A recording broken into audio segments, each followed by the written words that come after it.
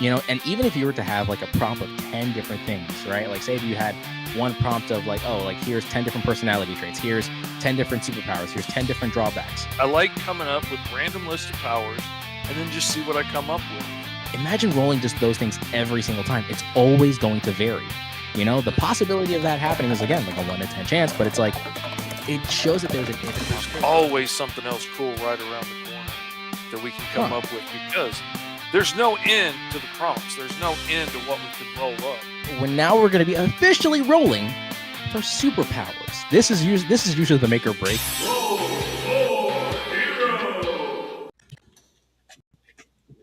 Oh, you cut out the music. And of course, right there at the end, it gets all glitchy on me. So I'm like, is it over or not? Welcome, everybody, to Roll for Hero, the game where we let the dice decide what we're going to do today. And today on Roll for Hero, we have two of my personal heroes here with me. We've got Kyron Silva, who writes and draws comics, and T.S. Luther, who writes comics. Welcome, dudes. How y'all doing? I'm tired. I am still recovering from 5-Star Comic-Con. Honestly, I am still recovering from 5-Star. I got to tell you, I still am too. I still haven't unpacked all the stuff from 5-Star. Nope. And on top of that, I've been like fixing the lawnmower and stuff. So like, yeah, it's been hectic, and I've been tired and I've been sore. This is where people start throwing shade at Fish, because I know Unfortunately, he doesn't unload anything from any of the cons he goes to. He leaves them in the van the entire time until he goes to the next one. He's just waiting to have a convention out from the back of his van. That's what it is. I would. Yeah, if I was one of these dudes that did one like every week or two, I would absolutely just leave everything in the van. I cannot physically do that. Was it 5 stars or more? I think it was well over 5 stars, Tom Hutchinson. It could have been busier, but for the first year in a new town, I think it was great. Getting to hang out with my buddies from all over the country, getting to meet people like Kyron, and getting to meet hey, T.S. Luther is in the chat. Gelby. He figured out how to use the chat. Y'all got to be careful with that cat in the chat. Aaron Warbleski came out. Kyron came out from California. Brad Arney. Danny J. Quick came out. We had a big old Brad time. Arney came out. Yeah, it was awesome. That's rad. Oh, yeah. Brad Arney. But Brad Arney comes out to everywhere I go. Well. That was the first time I've ever met Brad Arney in real life. I thought he was a myth. I really thought he was just a troll that you guys created and were just randomly popping into the chat, but I actually got to meet him. We've just all been teaming up to be super backers for campaigns for the clout. Yeah. We all just take turns pretending to be Brad Arney, like the Dread Pirate Roberts. Okay. That's what we've been doing. Well, when 100%. I launch issue 5 of Saw, can you do that again and make sure that gets funded? I want to be like Danny and fund on my first day. That'd be awesome. Man, dude. I was so the most diehard audience. It's so impressive every single time. Like he launches, it's like that, and like he big dogs me every time I see him. He's like, "Oh yeah, you're that TS guy." Like you do. He doesn't even know what I'm doing now. You sold out your little comic book in your comic shop. Exactly. Funded in one day. He always whenever I bring up the Digger or anything like that in the comments, he goes, "Yeah, you mean like." Tokyo Fire is the one that I know you from. You've been doing other stuff? Have you done stuff since then? And I'm like, yeah, you know what? That's fair. As Ace Blade number 15 sells out for the 20th time. He's only on number 10. 15 comes out later on the year. Actually, in 4 months, because Michael Watson just finished artwork on it. So I think it's 4 or 5 months. So you have the inside track. I have no scoops. I don't know any of these people like that. As editor-in-chief of Ace Blade, I have to know these things. You got to know the details on it. But honestly, it's just he's so inspiring when it comes to just his vision with it.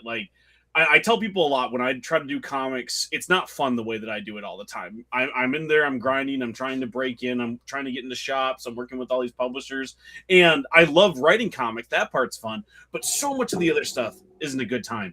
And you see Danny, and he's just having the best time writing the exact comic book that he wants, and he's crushing it. He's got an awesome audience. It's inspiring, and I mean, to be honest, I'm a little jealous. It's just so cool. I'm more than Oh, jealous. yeah. Don't worry. I'm more than jealous. I would love to just have be your able to hand sit on it, back though. and like do Alice all day and not have to fool with doing other things or taking on other client jobs, which are fun. And I get to draw cool stuff that I wouldn't have drawn otherwise, like dinosaur men and all kinds of stuff. Have I heard of Art fight? No, I have not, unless it's fighting a guy named Art. In that case, I have heard of it and I've been there. Are you going to fight Otherwise, Art Adams? not Art Adams particularly, but You might be able to My take money's him. on Art, I think. Art from my college. Yeah. No, Art Adams is pretty old right now. I've seen him recently. And Fish is a spring chicken, right? Like that's yeah. that's what I'm getting. It would be like what's a one-legged man and ass kicking contest? Is that what you're saying there, Fish? That's one. It'd be like two of those fighting against each other. Before we get too far away in the chat, Dragon Gaming, happy birthday month, man. Cool to see it's your birthday this month. Happy And thank you for the happy early 4th of July. And curious if the characters are going to be America themed today. That was something I was thinking about. I thought that might be fun to do. Or characters that explode, one or the other. You know, That's the same thing. Characters that get drunk and set off fireworks. That happens a lot in America. Yeah. My neighbor almost burned down my house yesterday with a firework. It popped off next to my window. Nothing fully got lit on fire, but there were like cinders afterwards. It was impressive. And Of NFL players that have lost a finger to fireworks is actually amazing. That it's more than one. I mean, you would think the that NFL players take a lot of hits to the head, and so that definitely, I can speak from experience. You have that many concussions, that kind of lowers your threshold for doing stupid stuff. Yeah, what's the correlation? Like I want to see the charts with like CTE and firework accidents. Like, like what's the Venn right in the diagram? middle is a big circle called Fish. Right there in the middle of that. Yeah, but you don't have CTE, so what's your excuse, Fish? Oh, he definitely. You don't think? You know how many I dare times he's you. had a Cut my seizure and just brain hit his open. head?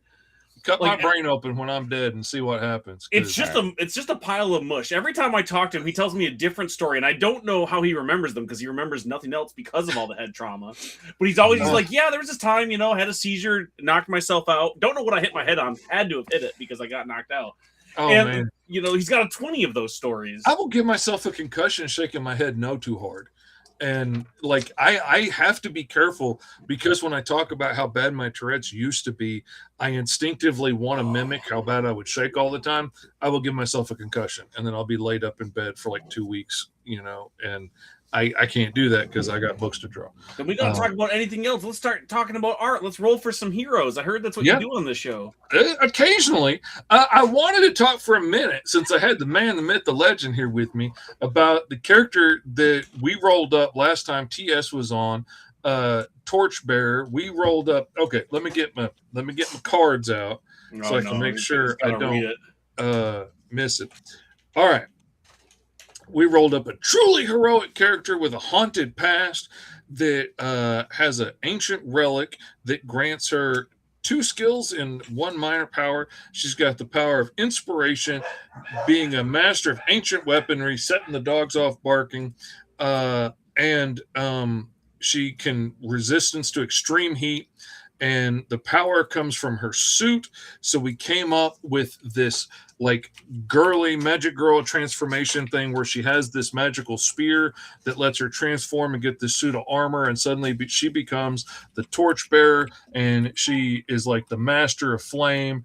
And we just started playing around with the idea and chit-chatting about it on the show, coming up with ideas, coming up with backstory. And the backstory just got deeper and deeper as we went, and then TS had to log out, and I just kept going and got even weirder with it. So what we came up with, is this is the new Torchbearer. This girl was like a super fangirl. Her favorite superhero was Torchbearer, and she figured out like where she works from and like figures out where she's probably going to be on her next adventure. And she's always showing up, trying to, help, trying to get a autograph, just trying to be near the action because she loves this hero so much. And this is starting to sound a little bit like Miss Marvel, like Kamala. Yeah, it's got a little bit of that Miss Marvel or our Stargirl too. Like, yes, a little bit of that in there. So like she gets so close, she ends up getting in the middle of the action, and the torchbearer has to fly in to save her from getting killed by this, evildoer. And the torchbearer ends up getting killed protecting this girl. And then the girl picks up the spear, and she knows everything about the torchbearer, and she starts to recite, the oath that activates the spear. And then boom, she gets this magical girl armor, and she gets like a much lesser transformation than the one before her. Because this built, I've been thinking about this for like 2 weeks, and I've been working on the background for this. So, every day I get 14 more paragraphs. Oh yeah, more and more stuff every time. So like this was Danny the J. Quick torchbearer. says, "What is this?" So this is the torchbearer. Yeah, this was the torchbearer before her that she got in the way of, that saved her life and gave her life so that this girl could now be the torchbearer. And so she has to live with the thought of like, I'm the reason my favorite hero is gone, but now she's got all this responsibility. And the weapon itself has been like, it was forged from like a meteor, that landed on Earth. It was imbued with cosmic powers, and it was like just a spear in the beginning. Okay, this has got lore now. I've been at this for a while. So it starts out as like just this spear that makes you like fireproof. And the more these warriors used it, the more they like imbued their energy and their consciousness and their heroicism into it. And eventually it becomes this magical weapon because of all the warriors that have held it over the generations. And it becomes more and more magical. And that's where the transformation comes from, is you're being empowered by all the heroes that came before you and all of their abilities and skills and the way they've unlocked how to use this power. And so like when she transforms the first time, she goes all the way back and like lives through the experience with the first torchbearer and like how she defended her people with it and how she learned that, it made her fire resistant and how she fended off the monsters that were trying to get at her tribe. And every step of the way through these transformations, she goes back and lives through like some experience with a previous torchbearer and finds out like where that part of the oath that she recited comes from, what it meant, like what this character learned, how they unlocked a new ability, how they took down something that was bigger than them that they didn't think they could beat. And each one of them like signs off and unlocks a new bit of the power to her, and she gets to transform more and more as she goes, until eventually she has to face off with the torchbearer that she killed, the one that she's been avoiding all this time. And, I got this whole beautiful thing figured out. TS should be thanking me because I came up with most of this at like 2 a.m. And I didn't think at 2 a.m. Right. He which said would it have to me been at 4 1 a.m. living in the future. So I waited until like 7 a.m. his time to start texting him page after page after page after page after page of story. So, What he's not telling you is that he texted me at 2 a.m. my time, which is 4 a.m. his time. So it was really bad. 100%. But I'm texting you BS memes. Yeah. I'm not texting you like 40 pages of story document. No, not all the time. No. Not all the time. Every once in a while. I just ignore it now. I go, okay, I'll message Fish back tomorrow. Like I can't. I will get with him when I have time. My Instagram feed with him is so long. I literally text Kyron more than my wife. He comes up before my wife when it's go to share something, to the point now he doesn't even show up. I have to go look for his name because like Facebook and Instagram both are like, nah, dude, no, you need to settle down. We actually unfriended him his for name you, so you don't lose a friend in real life. Like you're sending too many memes. Well, you don't got a friend in me. Dude started sending me stupid stuff one day, and I was like, all right, you want to send stupid memes? We can match the stupid. I will mess up my whole algorithm sending you stupid stuff. That Pandora's box is just not closing at any point. And I did. My feed became full of like, little people strippers and all kinds of stuff for a long time. And just nothing but people getting hit in the nuts. And which is weird because it used to just be regular people strippers, but now it's little people ones. But, so. You got to I never told you when I was into little people.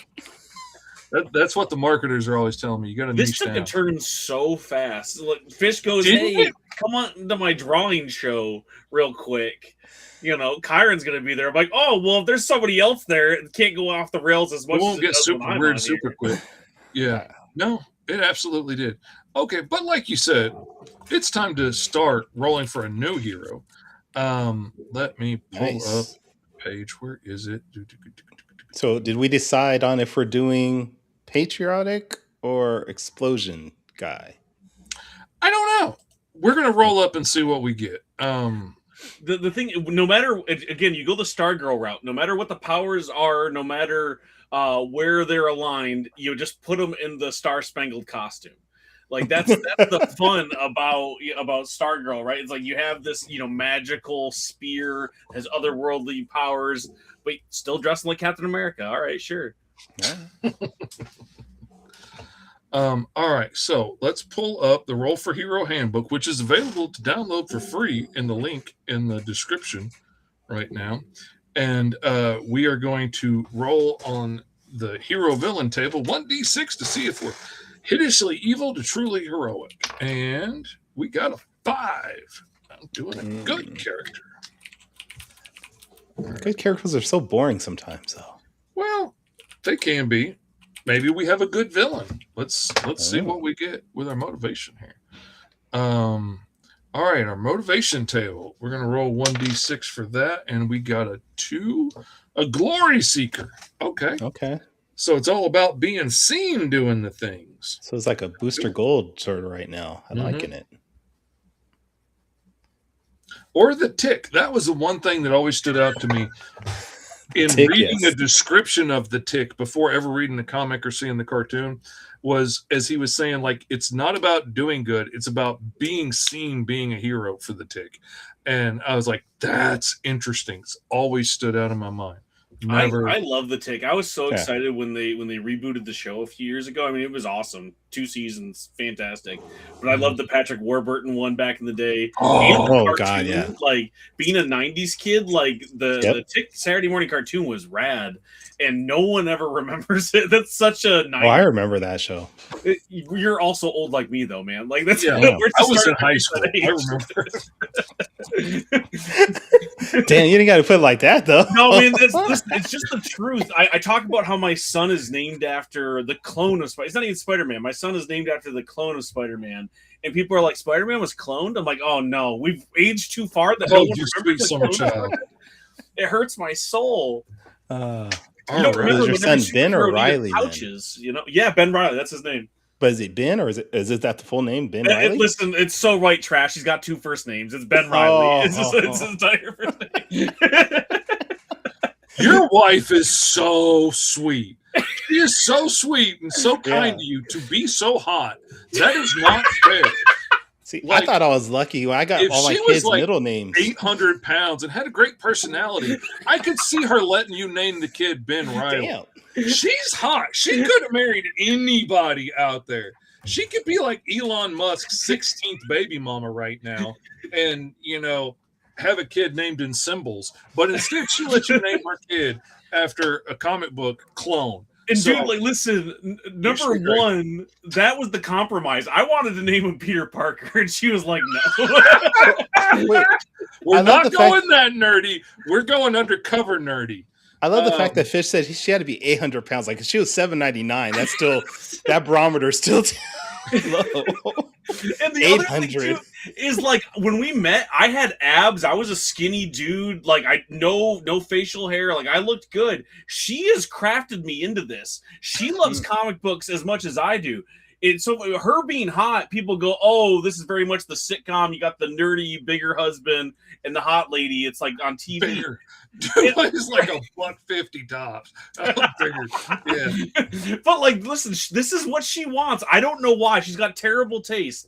But, you know, every time I talk about quitting comic books, she's like, you cannot. That's like the hottest thing about you is that you write comics. So listen, guys, I just want you to know, if you're not a jerk, if you're not an incel, there are girls out there that want this. I don't know why, but they exist. Y'all need to be taking notes, is all I'm saying.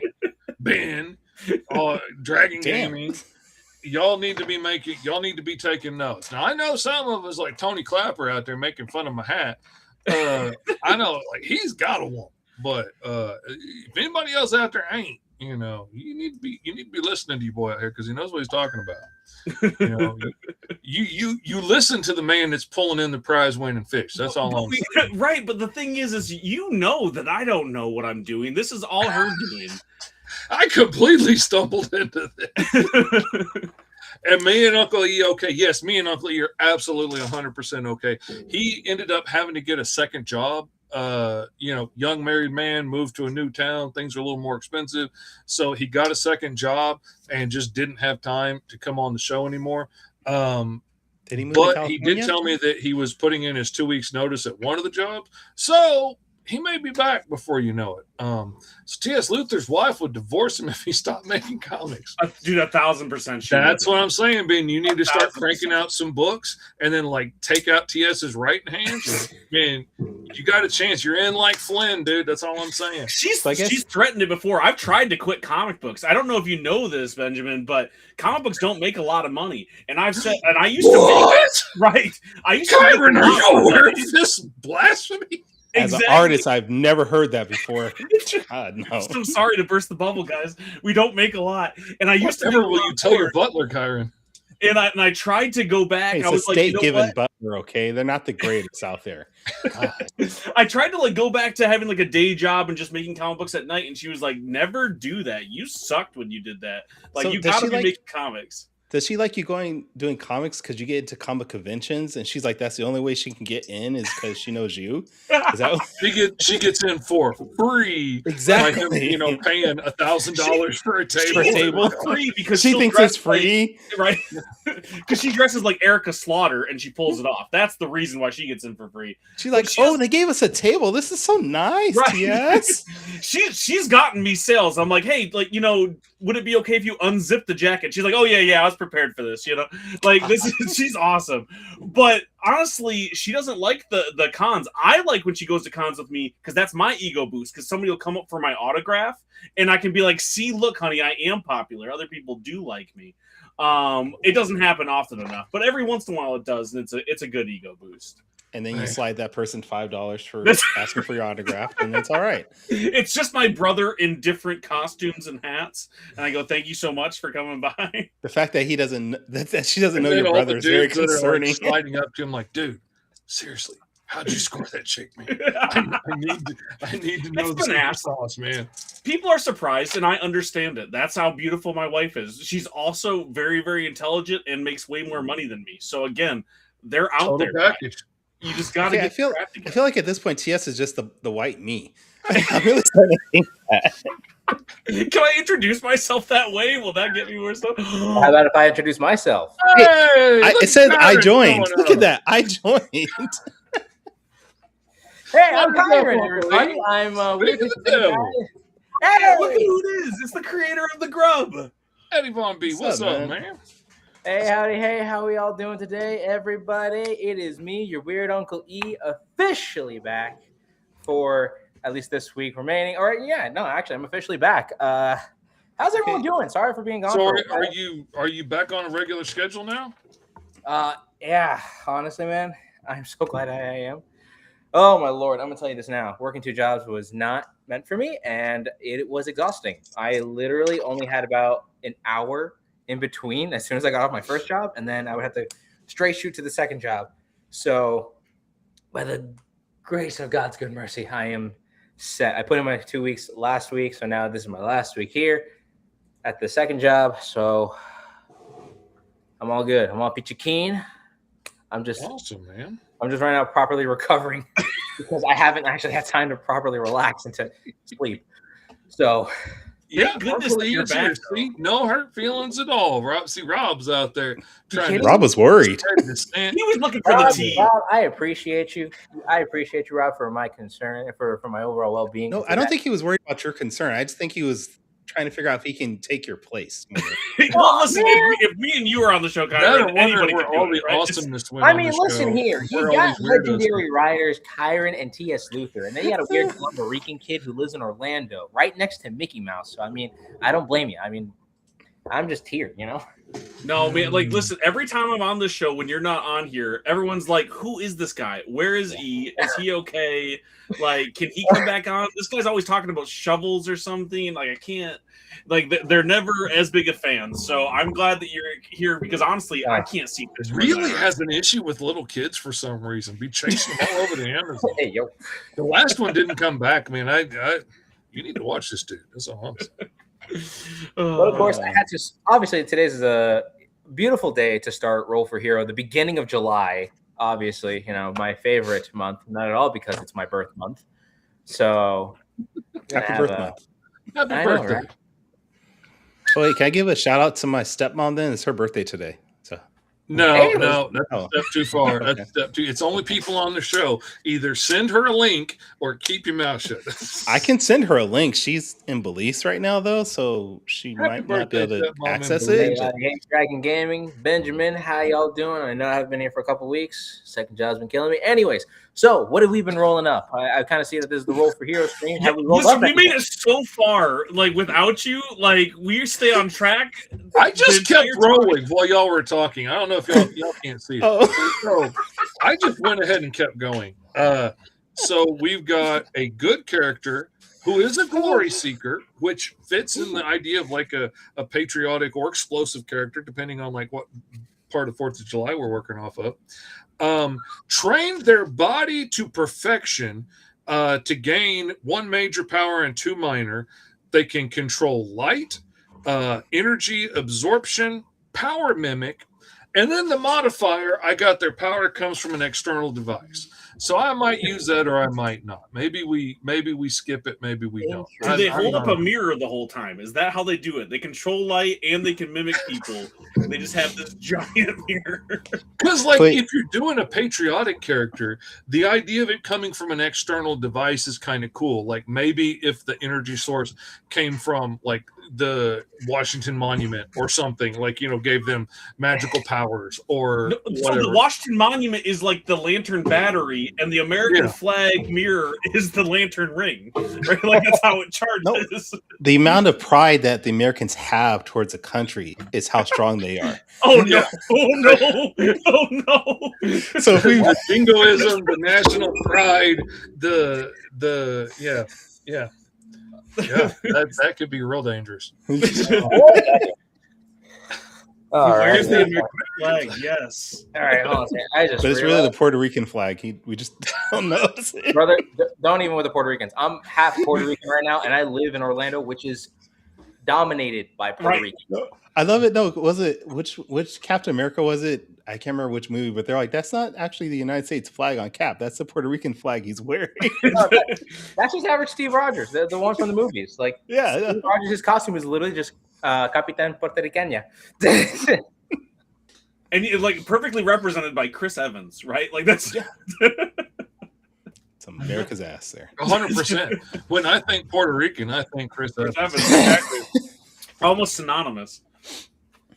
I Yeah. missed rolling up on characters Trying to that's get my playing mouse on here. the right screen. So, Okay, E, so are you we've got gonna- a crazy combination of abilities here. E, are you going to draw two Control then? or- light. We're gonna see how far have we gone into the stream. A whole borderline 30 minutes, and Which I don't have to get ready for a 5-star because it's a rerun today. So as long as we're off air by 5, I'm good. But not that I plan on staying here the whole time necessarily. I but got you. okay.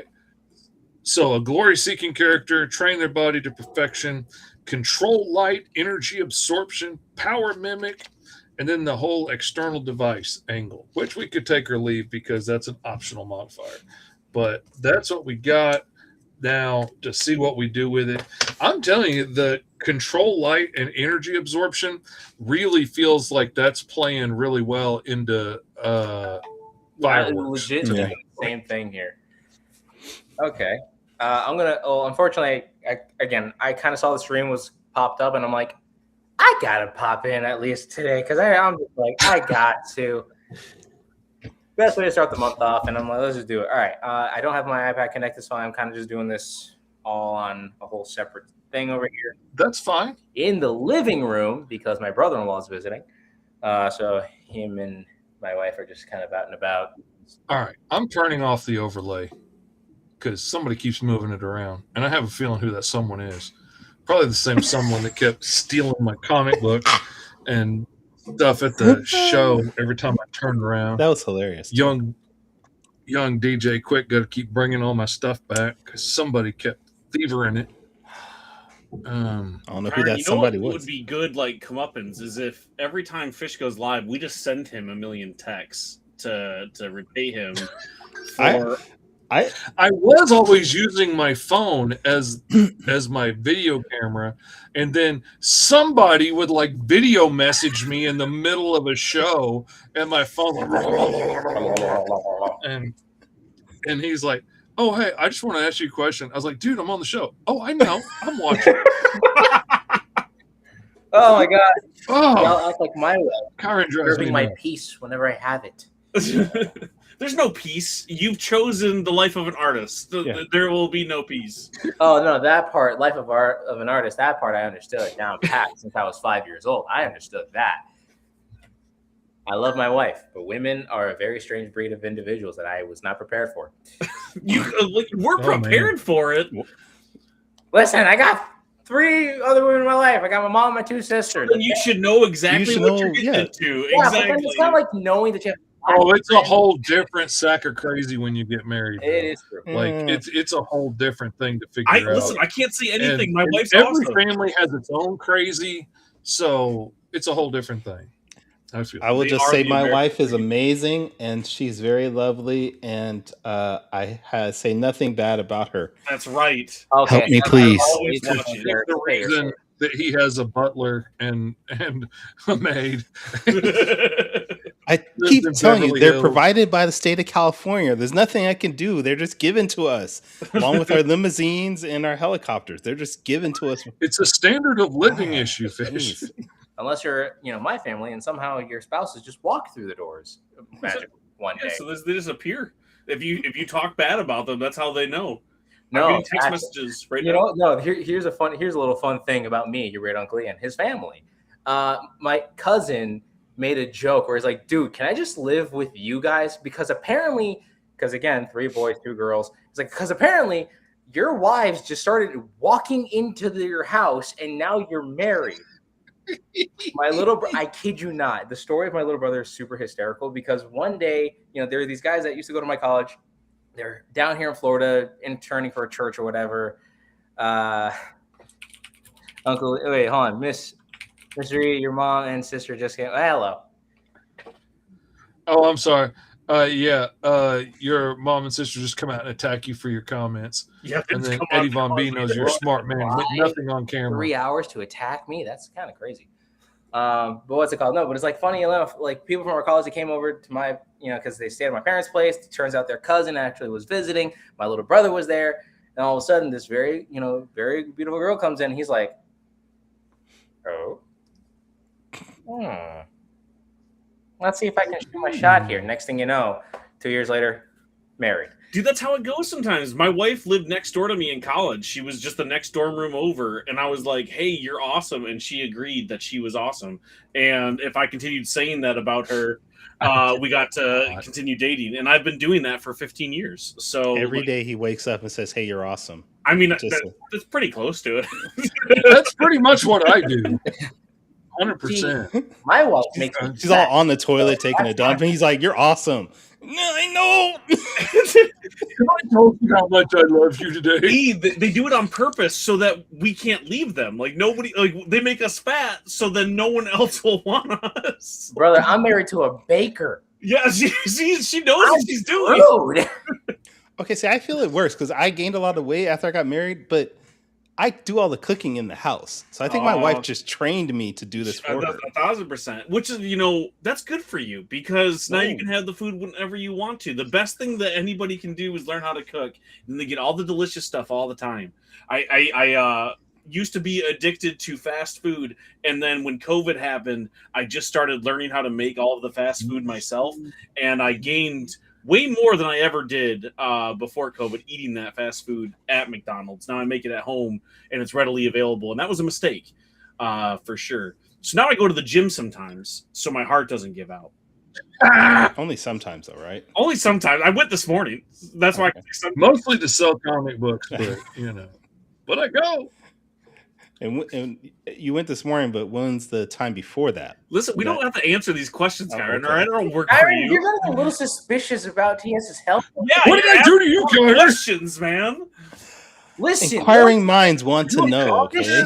is when my wife questions me as to whether or not I actually ate, in the morning. So, Did you?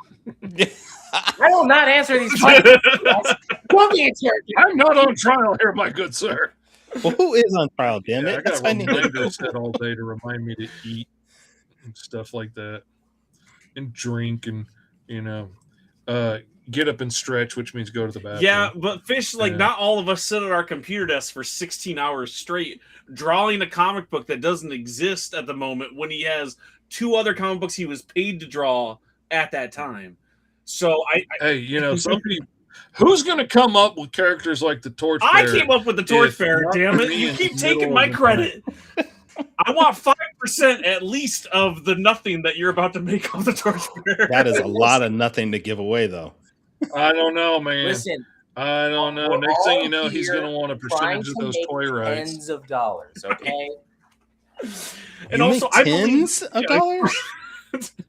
You should have been at 5-Star Con, man. making all that money. But let's be real. I only made 5s of I lost dollars. so much less money at 5-Star Con than I lost in Michigan. You got to stop coming to Michigan. There's no money here, buddy.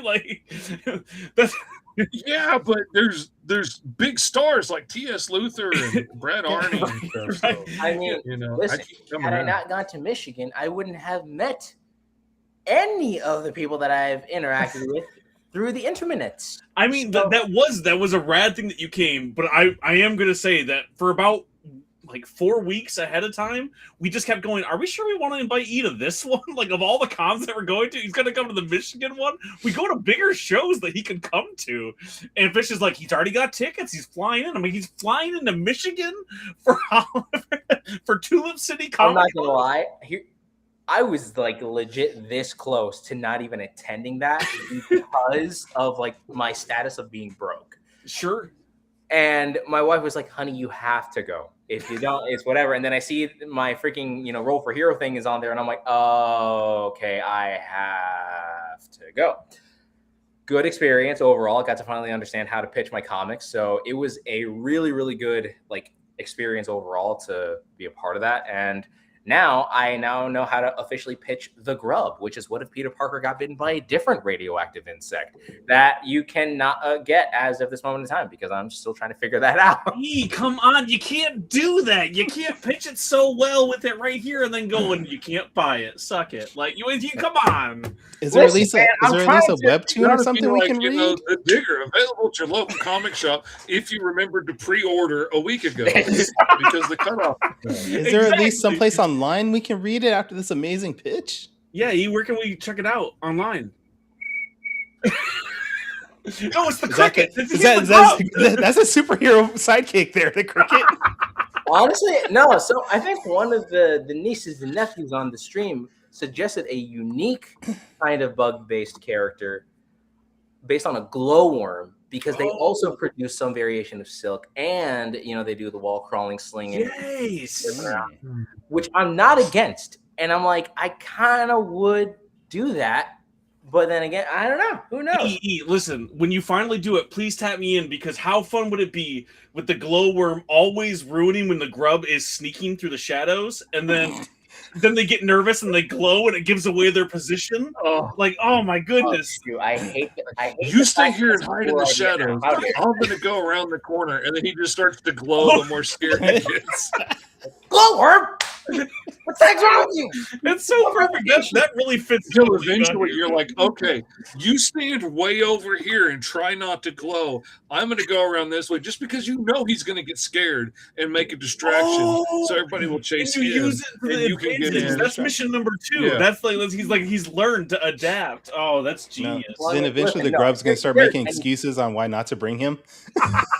It's like it's not a big mission. It's not a big mission at all. You don't need to come. Hold Dude, this is a nighttime stealth mission, Yes, man. I feel like there is a you character. ain't built for this. TS, there is a character I know for a fact I would need you to write for, because I went about and made like several different comic covers for the Grub, for kicks and giggles. One of them is my favorite because, and you guys were talking about the Tick, which is perfect for a tie-in on this one. So you remember Chairhead, right? Yeah. Oh yeah. I made a villain. I made two villains in particular, named Fist Face McGee and his brother Right Hand Man. That's a good one. That's so good. I would love to do that. I love that. And the problem is, here's the problem with those. My wife came up with Right Hand Man, and I'm so mad that I didn't come up with it first. I am severely disappointed that I didn't come up with that. But no, but if you put them in a comic, oh, that's so good. Then you can like tell her like, look, you did this, honey. Like, and that she will always be supportive of your art. Not that she wouldn't be anyways, but now she's involved in it. Yep. So now we get. I learned it from watching you. Wait, hold on. Where is it called? We got Fist Face, and then we got Right Hand Man. One's like a former soldier, then just now mercenary, just being paid the highest bid. The other one is either like working for a mob boss or a politician or something like that. I feel like you can, weirdly enough, go full Bane mode with Fist Face. Do you feel in charge? And it's his giant hand tapping them on the shoulder. Oh no! Wait, hold on. Here's the cover that I got for it, because this cover was a blast and a half to put together. Oh, nice! Oh, I love that. Literally grabbing him, crushing him with. It's like biting on him, but it's also a hand. I don't know. That's like some Adam West / Tick. If it was Adam West, though, it would be so much more lame because it would just be a dude and he'd have a fist hat on top of his head. Oh, and it didn't do anything. Oh man, I'm gonna have to send you a screenshot because I'm working on a book with Lori Calcaterra right now, and Tom Hutchinson, I think is his last name, if I remember right. The guy that does the Critter books. And I'm working on a book of their Texas-based characters that he's shown in the background before, but this is their first time ever having like their own story. And then when it shows their like inside lair, their little like sheriff station area that they're taking this crazy lady back to, I was like, well, they would have wanted posters on the wall. So I just started like making up characters to put on the wanted posters, and one of them is the horny toad, which is just like Virgil in a mask, because if you're a giant freaking horny toad, a little mask is going to hide your identity and nobody's going to. The domino mask will hide anything. Everybody knows that. Oh, 100%. I mean, how? And then I did like exactly. I did a bunch of like Texas based things. Like one is like an oil slick and one is like road work. And I wanted to do the armadillo, but that was already taken. So I did the turkey vulture, and he's just got like this stupid turkey vulture head on as a hat and like a fur boa. And just oh dude. It's so funny. I love it. It's worth it for the gag in the background. 100%. Oh. God, I'm kind of digging this character. I mean, I'm loving the firework idea for 4th of July theme. So what color is this fireworks going to be? I mean, if you're going full-blown American, you can... I don't know. He can control light, so I would guess they could be any color that you want him to be. But he picks red, white, and blue because he's a patriot. That's what I was thinking. Yeah, because he's American. He's really a Russian spy. That's why he's so hardcore American. He was trained in one of those like American cities to be like super American. Apple pie, Pepsi Cola, yeah. No, you know what? Make it even better. Turns out he is actually an immigrant who actually was part of some, organization trying to be the light of, the Russian Armada or whatever it will be. But he sees the beauty of America, sees how he's like, if I take over this country and just, infect it with, my country's, horrible, ill-mannered XYZ, ZYX, ABC, political, whatever views, I will be doing the world a disservice. Have we seen the Europeans coming to America and actually enjoying American adjacent things? When they find ranch, that's all it takes. You want to convert them to America? Like, just give them ranch. Like if this Russian spy found ranch, That's he'd where be his like, power comes from, is the hidden Yeah. valley. I actually Valley. I actually met in my second job. I met a legit British family. Again, I live in Orlando, so I'm bound to meet like every other person imaginable. But this was a British family's first time here in America, specifically in Orlando, Florida. And of course, for Europeans, they don't comprehend how huge America is, legit. Because they thought, oh, we'll be in Orlando, then we're gonna go check out Miami. I'm like, in the span of a couple of days, good luck. Yeah, they always drop the Grand Canyon. I lived in like a small little tourist trap in Michigan, and they were like, "Yeah, we're going to Florida, and then we're going to go to the Grand Canyon." I'm like, "Are you going to be here for 6 months?" Yeah, like what do you mean you're going to just hit the Grand Canyon? Okay, Look, we can't blame the Europeans. They're Americans that have these same issues. Okay, ours is because we don't have good schools. Like it's a different kind of thing. They just come from smaller countries, so like geographically they're not used to travel. We don't know how to read. It's a different problem. I mean, also America's freaking huge. Anyway, to be in the same country, like you can't drive 3 hours and still be in the same country in Europe. No, like you're gonna be like else. it is. Whereas it's very unfair. I could drive 3 hours before I get to the end of my state.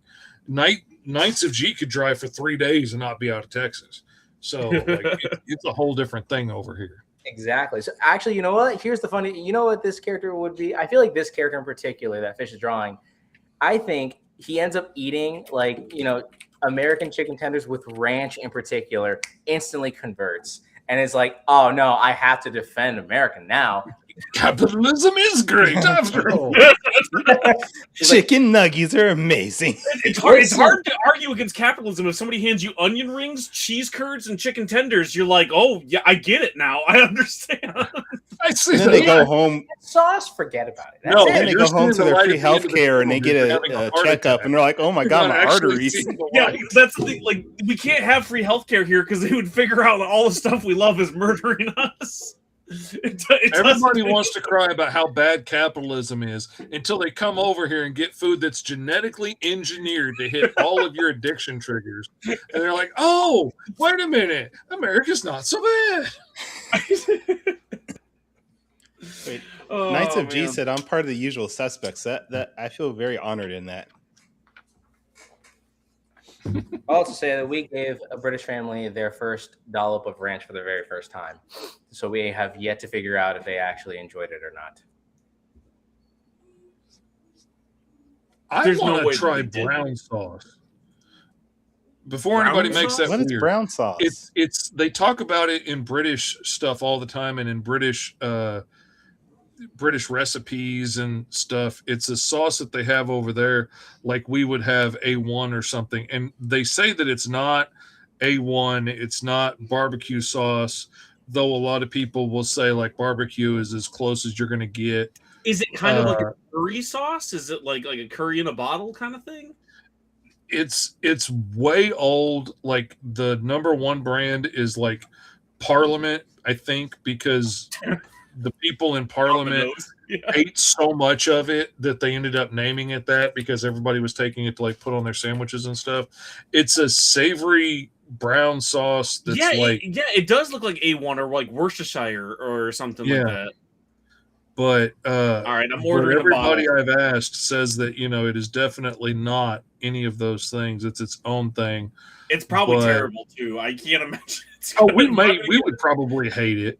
But I want to try it because I've heard so much about it now. Fish, say your address in one whole sentence on the air so everyone can hear it. I'm sure it just tastes good depending on what you put it on. Starting with my social security number first. Just send me random bottles of brown liquid in the mail. That would be I feel like that's only fair. That's where we're at in our friendship. I'm just going to send you sauces. We're in the doxing stage of our friendship. I can give you Fish's address. What was your wife's maiden name again? Was that? I have Fish's address. I wanted his audience to have his address. Oh, no. I meant that's what I meant. I can give the audience that. I can read it off right now. Here, I'm going to dox myself. Ready? I live next to Mickey Mouse. That's all I can say. It's so hard to find. Jeez.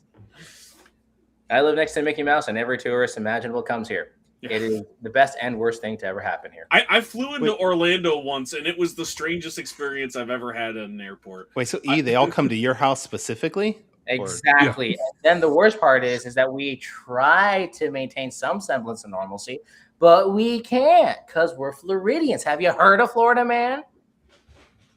Well, somebody decided to move into Lot Goofy. I mean, that's really your fault. You could have picked a better location, but I mean, this is the only affordable region of I Florida. was gonna say that it's kind of expensive, unless you want to live in the swamp. I guess if you want to go further south and just tend with the gators, you could probably find some cheaper. I do live relatively a bit a ways from Gatorland, right? So, I was gonna say find land, but it's not really land. You find live in spot. Florida. You do not live very far from Gatorland. No, I do not actually. About a solid 30. They'd be in your parking lot. But I drove by that like 3 different times when going out to where was it? Hobby Lobby? Yeah, Costco or Hobby Lobby, one of those two. They're right next to each other somewhere. Those are the only 2 places you go in your free time. No, those are the only places that my wife goes to and drags me along on our free time. I love my wife. I need to state, I love her to bits. And listen, it doesn't sound like it. And she's coming. She's here right now. Welcome to the stage right now. She's right next to him on the other side of that couch. We're gonna see a shoe fly into frame in 5.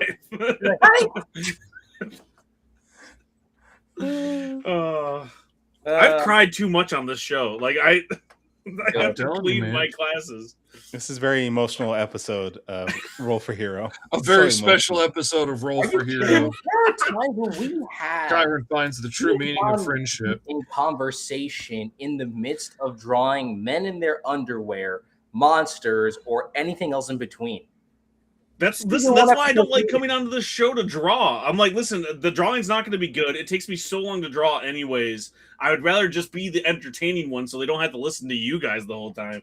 That's what the audience always has to do. At least I can give them something good to listen to for once. As they all go, who is this guy? Where is E? Why is he here again? Every single time, the first thing they say is, but where's E? Like, who's this guy? And I'm like, I write the digger. They go, I don't care. Do you write the grub? That's all we want to hear about. That's not what I came here for. I came here to see the weird uncle from Florida. Dang it. Now, question, are you going to do a public domain version of some character that just came out yesterday? You were joking. The first time I talked to E in person, he goes, no, but seriously, the cool thing about public domain characters are, and I see Fish like turned red from over, like he can't hear anything. We're in this giant Mexican restaurant. It's packed to the brim. People are like doing the happy birthday songs all over. I am so sorry, by the way, for that. Legitimately, like I am sorry for always mentioning the public domain. Crap. It was so funny though, because like Fish had gone, man, he's always talking about a public domain character. I haven't even heard of half of these ones, but he's always got a new one. And he had just told me that maybe 10 minutes before. And you immediately start talking about it. And Fish can't hear anything. But he heard that. Because he's 1,000 years old. But he tuned in to the public only 800. Exactly. I'm so sorry. He's 899. It's not that I can't hear anything. It's that I can still hear the pterodactyl screeching and stuff from high school. And, and it caused damage. I'm telling you, man. If you really love public domain characters, you should reach out to my friend Joseph Dewis on Facebook. He makes comic books also, but a lot of stuff he does is half the stuff he does is just all public domain characters, and the other half is like horror thriller stuff. But you guys would mesh pretty well. I know. I'm really trying my best to part ways with it, but the problem is that it either creeps back or people just just keeps coming in, and now like other people are jumping on a lot of that stuff. I mean, they were already doing it too, but it's just become more popular. And like I just got to notice Orange Cone Productions, they do like Cthulhu Invades. Me and Fish have done some stuff for them in the past. Yep. Their new book that they have open submissions for, so if you're a first-time comic book writer or artist and you're trying to get credits, they're doing open submissions for the first time at Orange Cone for their 100 Acre Wood. Cthulhu Invades 100 Acre Wood. So Winnie the Pooh, Eeyore, and it's all horror and scary themed. So go try your hand at that if you want to pitch for the first time and get some credits. They're really great at working with first-time creators, and they do pay. Like I'll be honest, I did the first 2 Cthulhu Invades, the Neverland. That's right. And those books sell. Like Yeah, I can take those to a convention. I don't have to explain people what it is. They're like, Cthulhu, I'll take 5. And I'm like, Yeah, all right. I forgot that you had done some. What was the one that you did in the second Cthulhu? Wasn't it Invades? Cthulhu Invades Neverland? I remember Fish selling that. Yep. Wait, Yeah. Cthulhu. I did Cthulhu Invades. Was it Wonderland? Yes, yeah, I think yeah. that was the first Yeah, one. I think. that I had was pitched on that one. I didn't work with them until they did their newest holiday spirits. Maybe there was the one from last year. Me and Fish did one for was their that- Christmas special. was that Holiday Spirits 3? It might have been maybe 4 even. Their monster Okay. special. I don't even know if it's out yet. Actually, they have a long turnaround on those. So Yeah, Actually, I did Holiday Spirits 3. Danny and I did it, and that was actually a really good book too. which one was that one? We did the monster special. Which one was Holiday? I don't know the differences. I know. I just know the story I wrote in it. Exactly. Like the cool thing is once you start getting some for hire work, it does start to blend together, and you go, "Oh, I'm really doing it. It's happening." Like, Yeah. Mhm. And then you look at your paycheck that you don't get, and you're like, "Oh, I'm really doing it. It's happening." Yeah, right. Knights of OG is talking about how popular Cthulhu is, and it's kind of a sticking point for me because honestly, I don't think most of the people that are buying Cthulhu stuff have any idea what Cthulhu is. Really, I don't think there are a couple of weirdos that are fanboys of Cthulhu, but they're usually, not the cute girls walking around in a knit Cthulhu hat. you haven't found the right demographic because Right. me, Exactly. they are out there. I should know. I'm friends with theater people. Yeah. You got to go to the They are anime as cons you if you can want get that. to be. Exactly. If you want to see the tentacle monster stuff, you got to go to the anime cons. That's just But not that's the just concept it. to go I through. think a lot of people are just jumping on board this is a cool looking monster and stuff rather They're not than, reading on the Mountains of Madness and all Yeah. of that stuff. But that's okay because Lovecraft was a huge racist. So Yeah. like if they can get cooler stuff. If you are a hardcore fan, I'm a little bit worried about why are you a hardcore fan. Actually, I have this one idea for a simple graphic novel type of story that it's been kind of itching at my brain for a bit because I wanted to make a comic that would actually intrigue my sisters because Yeah. my family, yes, they enjoy the Marvel movies. They enjoy the idea of comics. They don't like comics the way that I do, like a weirdo. So I wanted to come up with this unique idea of merging two non-superhero public domain stories. I wanted to combine Treasure Island and Pride and Prejudice. Oh, And I that's a want to good kind one. of merge it and create Pride and Plunder. Oh, I love that's a great name too. And listen, Treasure Island's one of my favorite He's books good of all with the time. name. Like that's Oh, it's so yeah, good. man, you kidding me? I don't know why. Pirates of the Caribbean hit me hard every single It's time. also And yes, good. it's also good, but it's like love pirate stuff. And I was like, and I literally remember listening to the entirety of that book on repeat, like of Treasure Island. And I'm like, my sisters, they love Pride and Prejudice. They love the whole romance portion of it. And I wanted to find a way to combine both of those together. Like literally, not like as making it its own unique story, literally taking the characters from Pride and Prejudice Yeah.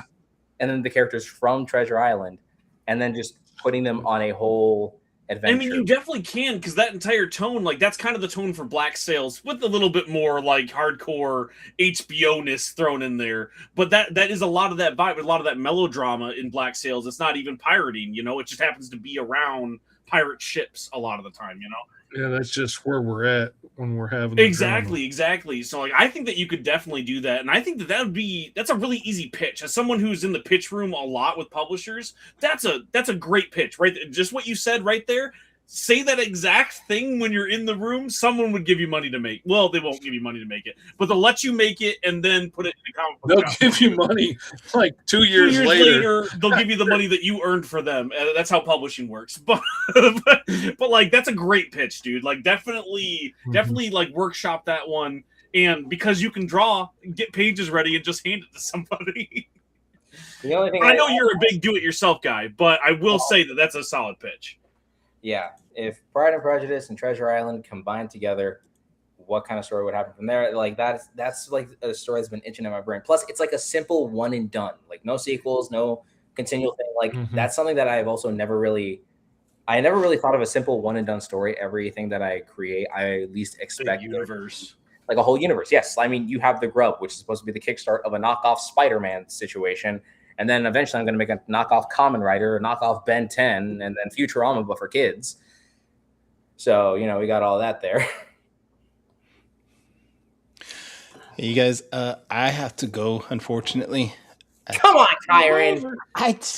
Sorry. This is a bad time to say Where you that I at, also have to Kyron? go. What's going on? I know. I also gotta leave. I came to hang out with Kyron, and if he's out, I'm out. I take all the fun with me. I know. Everybody's tapping out. Well, you got E. He's back. Like he never left. And then now, you know, TS can take a break from getting the comments of where's he at? Who's this guy?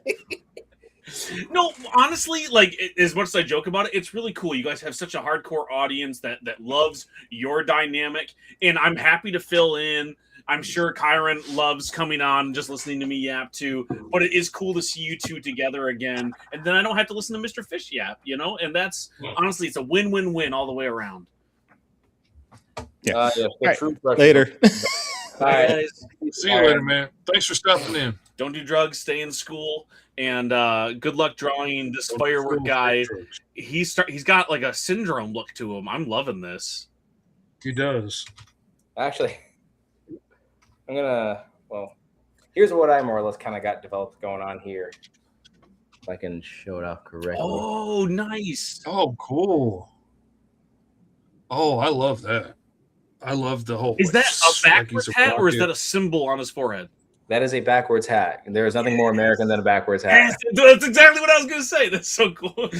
That or a cowboy hat. I couldn't tell which one it was. Hold on. Now hear me out. Backwards cowboy hat. Okay. I don't think it works aesthetically, but I like the idea of The it. vision is there. Execution, I'm not sure how that could be done, but There's a reason why I write comics, okay, and I don't draw them. I think that might be it.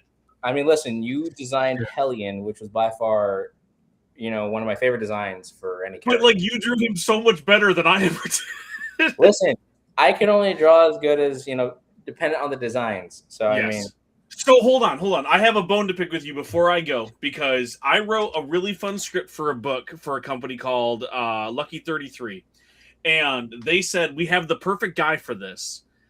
And that was you. Are you still drawing that book? Is that going to happen? I still have the pages. I still have everything in it, but I haven't really touched it in like God knows how long. Is that a thing that you're still going to do? Or when I bother them, I got to know who to yell at? Can I say, oh, he's going to work on that now eventually? Or do I start telling them, go find somebody else so I can get paid, dang it? I will get onto that. I will Yeah. get onto that. Because I still have all of Lucky 33 stuff on my iPad here. There were times where I was looking at it and I'm like, I kind of feel bad that I kind of just not, you know, up and left or whatever. It's like the I just didn't come back. You got stuff going on, man. There's never hard feelings. I just need to know when I bully them, because I love bullying the Lucky 33 guys. It's one of my favorite pastimes. Every time I see them, that's what I do. And now I get to see them in person a few times a year. And so when I see them, I go, hey, this awesome script that you have in your universe. Just sit there and rub my nose. Exactly. In it, man. It was written by this really handsome guy. I really want to see that come to life. You should make it. I don't remember writing. And so if I can go, oh, he's going to draw it, bother him, I'll do that. But if you're not going to draw it, I can go, hey, go find somebody else to draw it because I didn't get paid for it because it never came out. And I need that $10, man. Like my kids got to eat. I got to have $10 to $15 to make that happen. Yeah, you do need those tens of dollars. I don't blame you.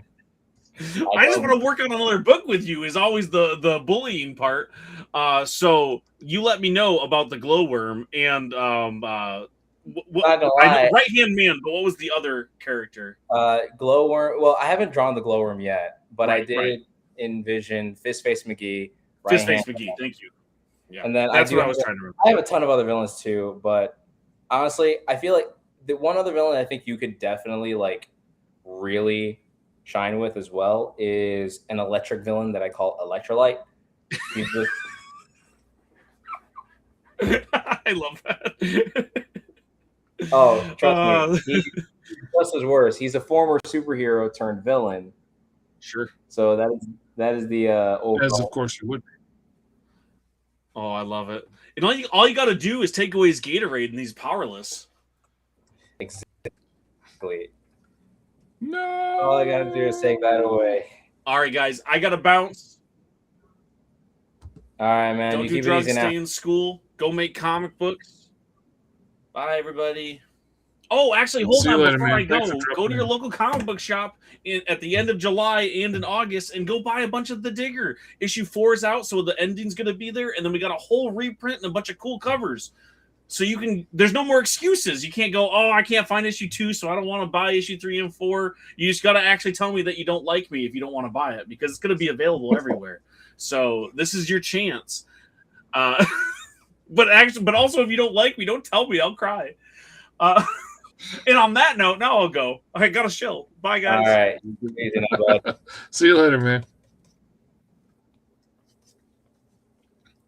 Then there were two. And then there were the legendary uncles of old. All right. What would you name your guy, since you kind of got...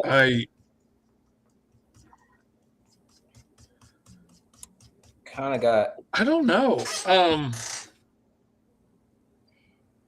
He's almost got kind of a Homelander vibe going. You know, because I was Like also thinking about Syndrome meets Homelander. You know, I was thinking about like the national anthem, like what was it? The bombs, rockets, or dang it, Bombs bursting in air. Yeah, something like that. I'm gonna name my dude the Shooting Star. Oh, that's a good name for him. No need to fear. The Shooting Star is here. The American hero. Don't you worry now, everyone. I'll take care of the situation. In the blaze of American glory. Tell me that's not the most American kind of character. Fireworker. That's a good name. Dragon Gaming coming in with the hits. Let's see. I can do this now that Kyron's gone and change the settings back to where I want them so he clicks follow it. Because it makes it so much harder to crop this down later when our images keep changing size all the time because we keep popping comments up at the bottom. It's so much easier to just have them on screen and our windows stay the same size. But oh yeah, man, I missed it here, guys. I don't think you understand how much I genuinely missed this show.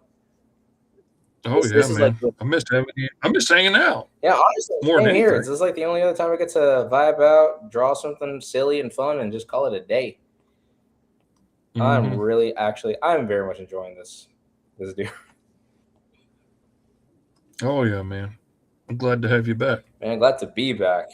You know, starting off the month strong by getting myself out of my second job and just now finding a way to just integrate myself back going over. If anything, so moving from here on out, hopefully, I'm going to be taking over the night shift at my first job just because that actually does pay more. And I'll basically have a lot more time drawing comics throughout the day.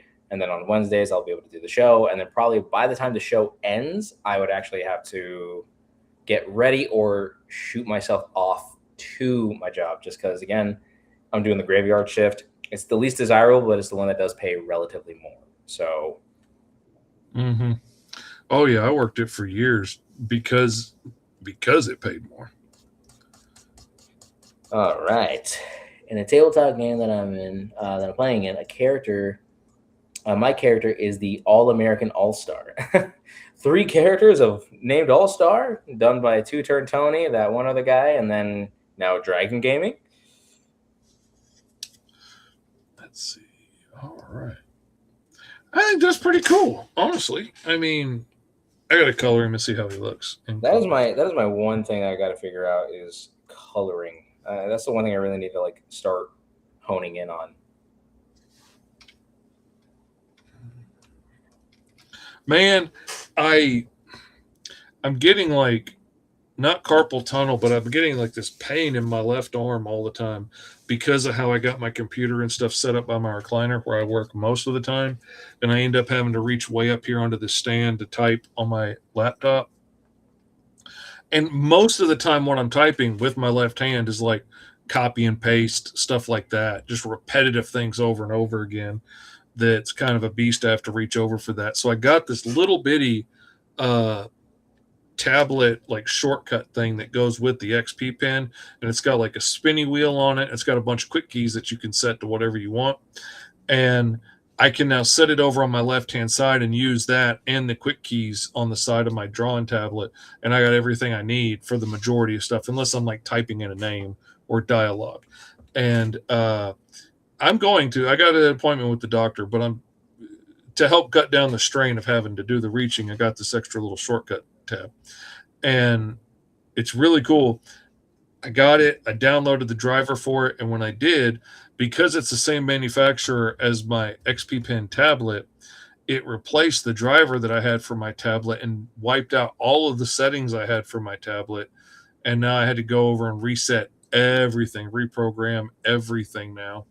And that was a headache. And my tablet in there, my drawing tablet in there, is programmed different than my tablet in here. So my shortcut keys on this one are set completely differently than my shortcut keys on that one. So I keep hitting buttons over here trying to do stuff, and they don't do the same thing. I need to sit down and reprogram it, but for some reason I never do. I just keep doing other things instead of the thing that I need to be doing. But somebody's trying to make a living and earn money and whatnot, like a crazy person. Oh yeah, dear. If I'm gonna make money at least I want to make the effort to do it. Make it like a crazy person. Anyways, he's comically patriotic and American sports-themed hero who can mimic any power, but the powers always have a red, white, and blue color scheme. Gotta love that. There you go. All right. Maybe I should even try adding. Oh, there we go. Gotta add the cool guy hair out of the back of his hat. Okay, that's going to be blue. So this is going to be white.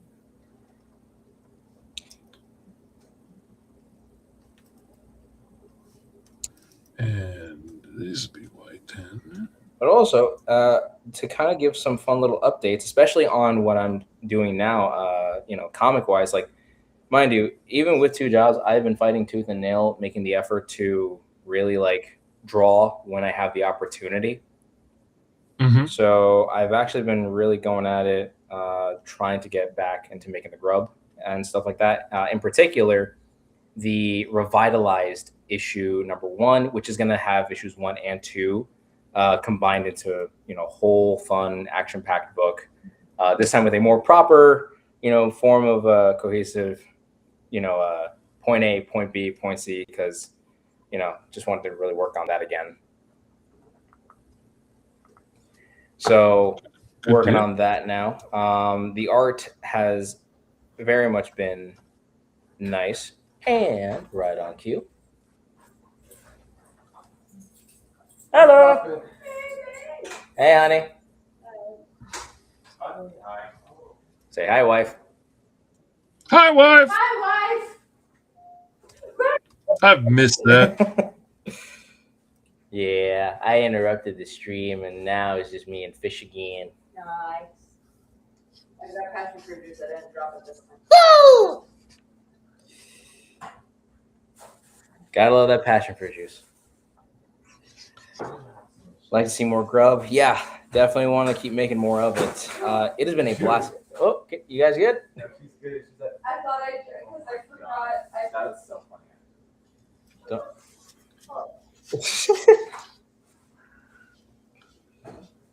It's been a long, treacherous couple weeks. What arch nemesis would be against the patriotic hero that isn't German? Asked Benjamin. Wrong way. Another enemy that wouldn't be German, because again, you're right. German would be a very, very easy. Russian would be also very easy to go with.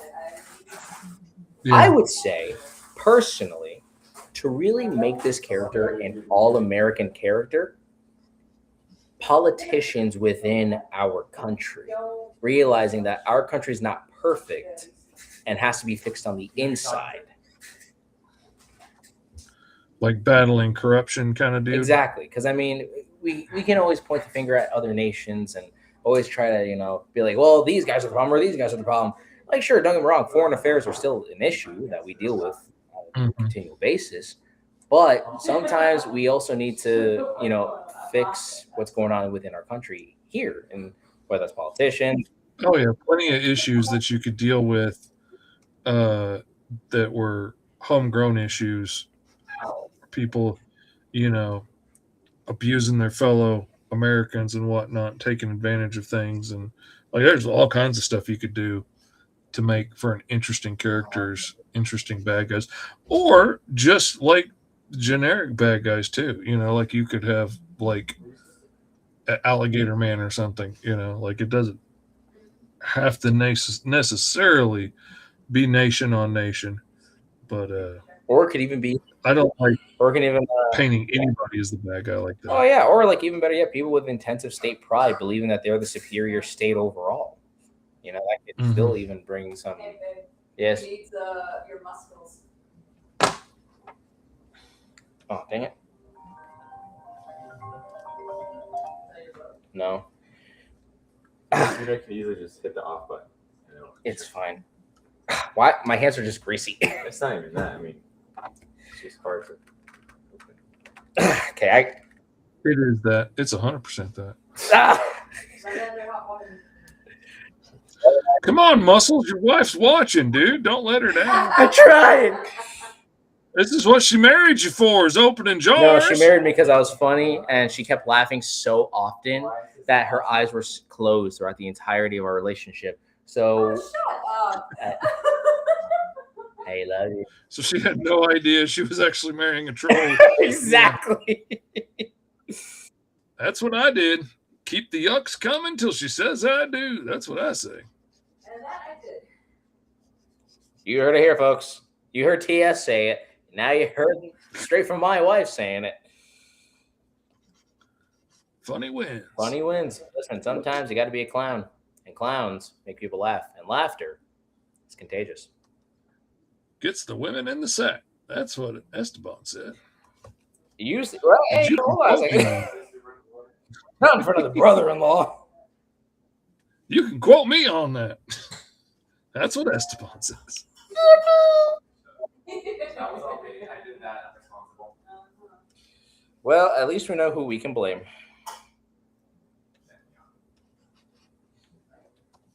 All right. Okay. That's pretty good. Hey. That's pretty good. I don't like that. I don't like it.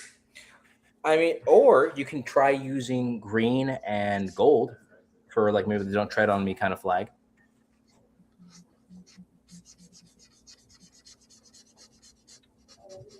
I'm just trying. I'm thinking American style now.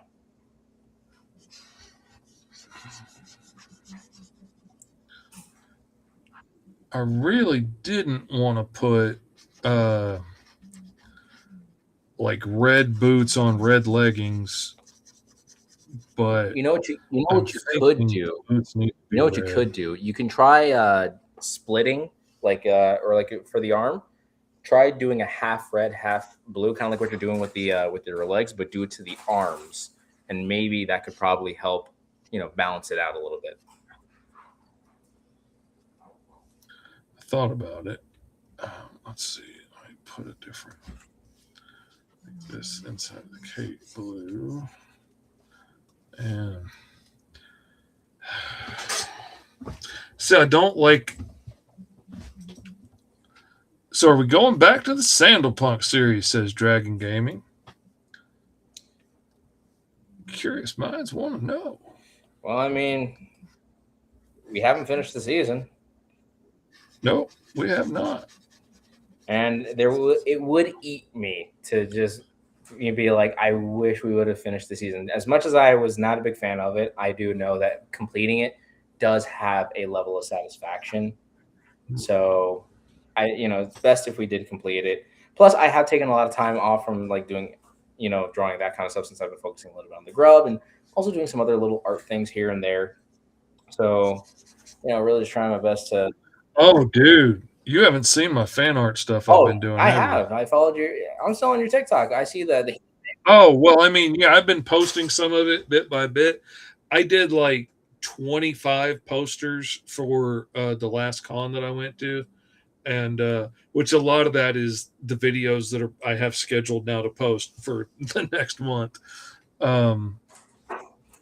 But and then I've been doing some new ones like let me see if I can pull it up.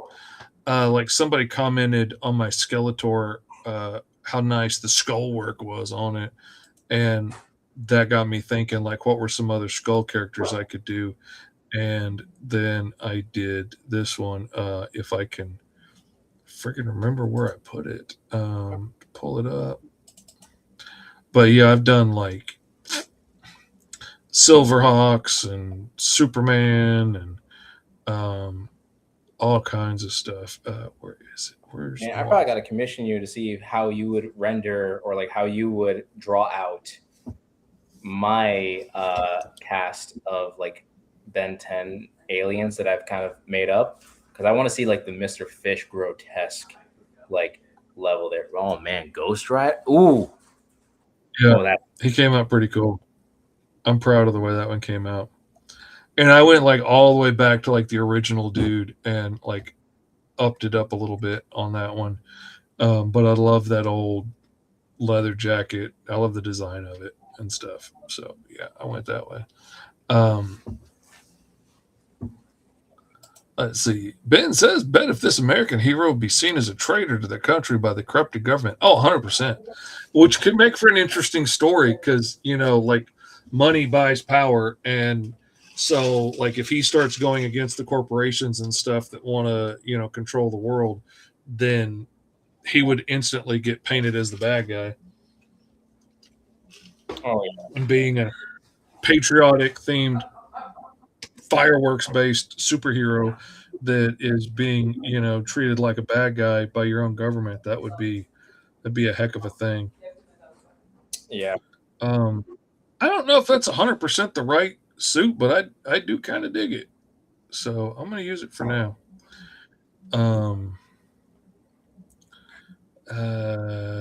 He may not need the stars on the cape, but I wanted to star spangle this sucker because America. Because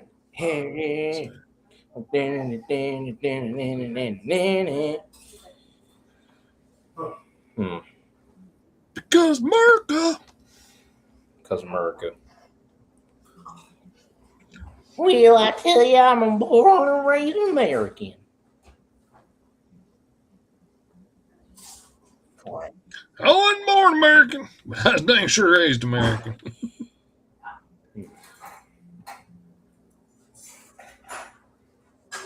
Trying to see. I was born American, raised Russian, so I could be anti-spy. And speaking of spies, we've been also getting into a lot of Spy Family. The wife and I, we've been watching a lot of Spy Family. Oh, Good yeah? show.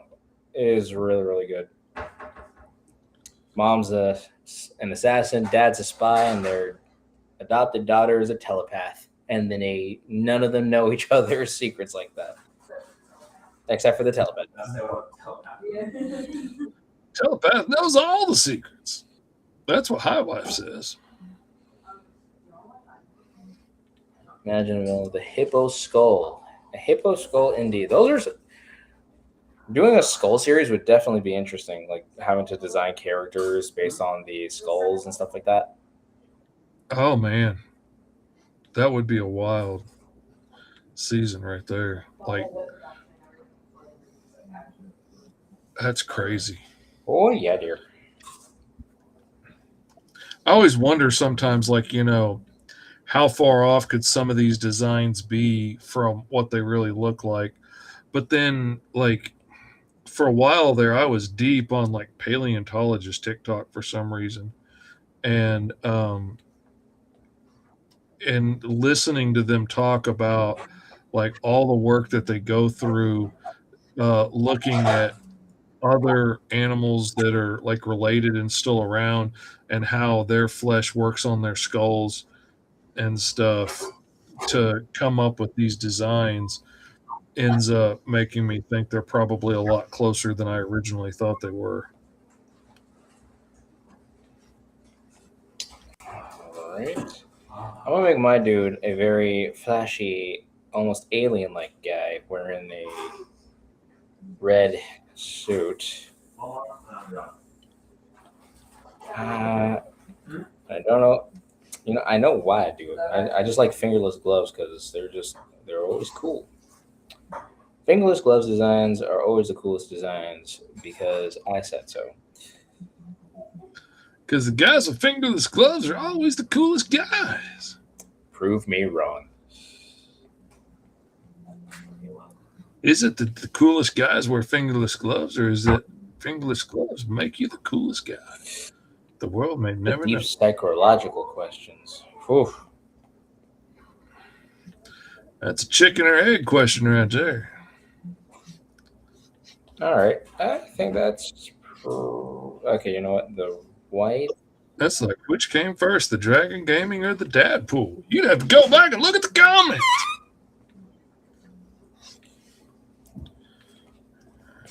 All right.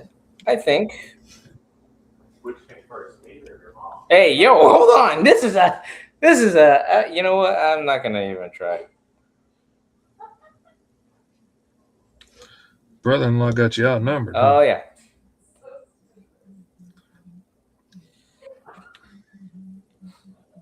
His legacy shall be cemented within the confines of this episode of Roll for Hero. Choose your steps carefully, brother-in-law. For our fan bases may be small, but they are mighty and loyal indeed. This is 6 people harassing him across the internet. My timbers, the shiver. Your timbers have been shivered. Good, dear brother-in-law. Good indeed. I love this photo. I know. My precious timbers. Anyways, I sent you the photo of my American-based fireworks hero. Oh, that's the boop that I got. Okay. Just because I don't have my stuff attached at the moment. Let me. So our place of living is a bit Oh, on yeah. the chaotic side. So this is as clean as we're gonna get. I don't even have Discord pulled up in here.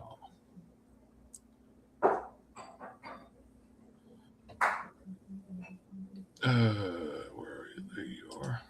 Is it the No, those are extinct. Oh, that came out cool. Let's put it on the big screen there. Look at that right yonder, man. That's pretty cool, man. That is the shooting star. So He just looks like he'd be screaming cowabunga. oh, 100%. No, he would be the kind of guy that's like, America's radical, dudes. Land, Racist land of the free, home of the brave, home of the to the extreme. home of the American burger, dude. Dude, burgers are amazing. Where do you grow this, dude? It's so cool. Wait a minute. What do you mean it comes from cows? Like the cows are in the kitchen?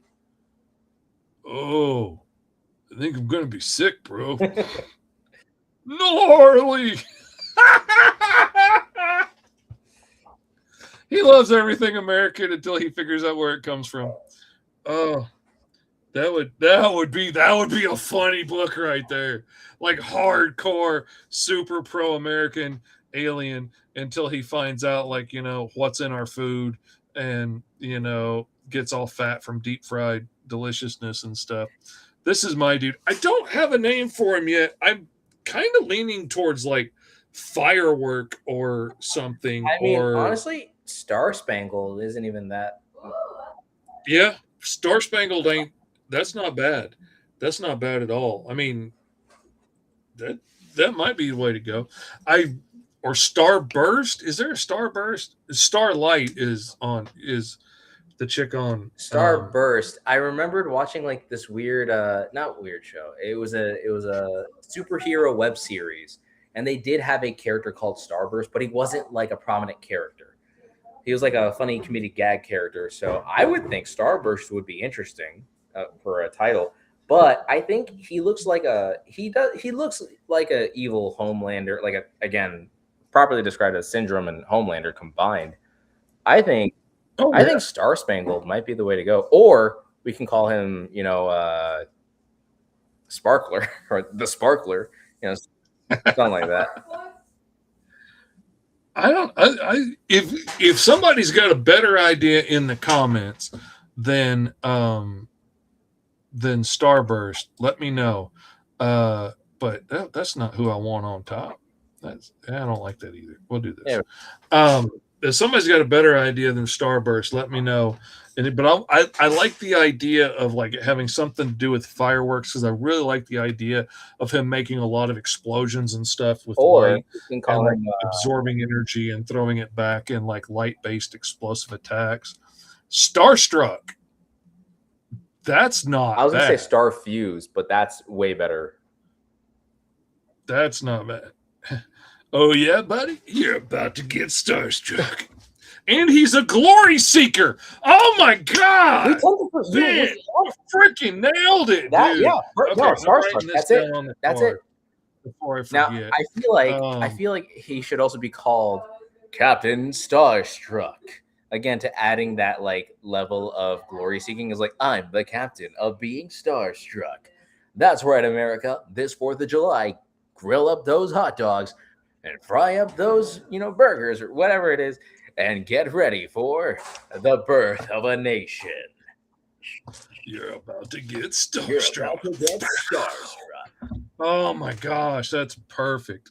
I love that way more than I should. That is so Actually, good. this also some patriotic characters that I did draw. I don't know why I'm adding so many extra words here. Where are you at? Found you. I remembered I had this one dream, and I think I may have showed this character off, but for some reason the name Liberty Bell was shouted from across, this dream that I had. And I'm gonna send it to you again, Fish, since your monitor is already there. So this is the character that I made up, called Captain Liberty Bell. Oh, that's cool. Let's go. Let's embiggen again here. So he would be my Captain America, if you will. Mm-hmm. And little did I know that there already was Liberty Bell, which was a DC character who gets their powers loaded by ringing the said Liberty Bell, and her design or her logo is similar to the one that I kind of have, except it's done in a much simplistic style. So, but yeah, I really. Oh, dude, could you imagine? Okay, just imagine, like being on a school field trip or something to the Liberty Bell, and your buddy's like, dude, I dare you to ring the bell. I dare you to go ring it. And, and like doing it on a dare and unlocking superpowers when you do it. That would be freaking nuts. You know what we should do? Oh, man, there's one idea. I also had this team name for a group of like American themed characters. I call them the American Legends, and they're all based on the classic American folk tales like John Henry, Johnny Appleseed, Paul Bunyan, Paul Bunyan? Mm-hmm. Yep, stuff like characters like those. And then like they're basically those exact characters, but as superheroes. So like would Paul Bunyan be like this dude that can grow like Ant-Man and then just happens to have a bull that can grow up to his exact size? Is Johnny Appleseed actually a nature-based character like Poison Ivy, except just only grows apple trees? Oh man. Or if the bull like projects like an energy body and like it's like a psychic construction that's that size, which would explain why it's like a big blue bull. Like when it creates this energy field of a giant bull to go rampaging around as he's like growing up to full size, and the bull like goes into a trance and I can see the animated opening for this already. Like, oh, that would be so cool. Axe comes through, trees go flying everywhere, and then you got Paul Bunyan and Babe. And the team is led by John Henry, someone who was once bound and now is free using, a hammer made by the chains that shackled him. Like, Oh, tell me that wouldn't be the coolest thing in the world.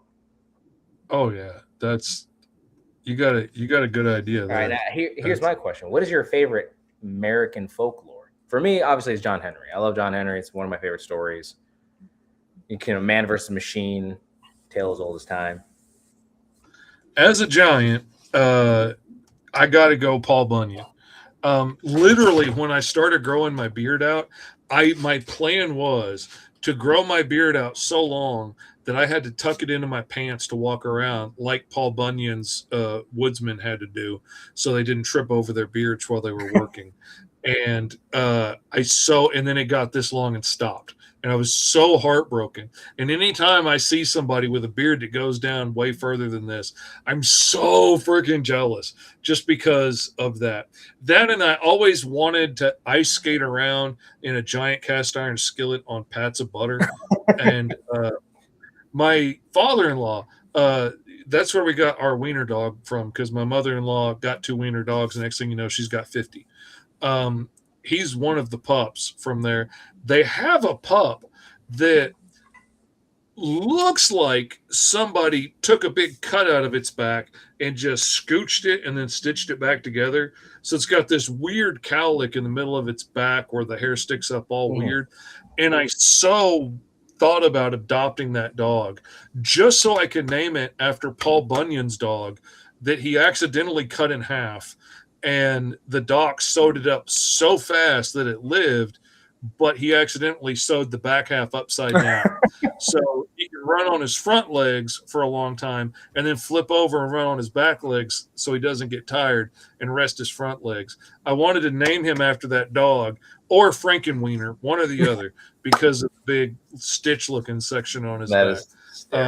I like Paul Bunyan a bit too much, probably. Honestly, hey, who knows? Maybe next episode on Roll for Hero, we'll do we'll redesign Paul Bunyan and John Henry, or taking those characters and just putting them in a different setting, other than like. To Dragon Gaming's comment, Uncle Sam is a DC character, but Uncle Sam is public domain that they used in that. Yes. So we could have as much access to using Uncle Sam as they did. Just like anybody can do a comic about Alice in Wonderland. I don't have any control over that.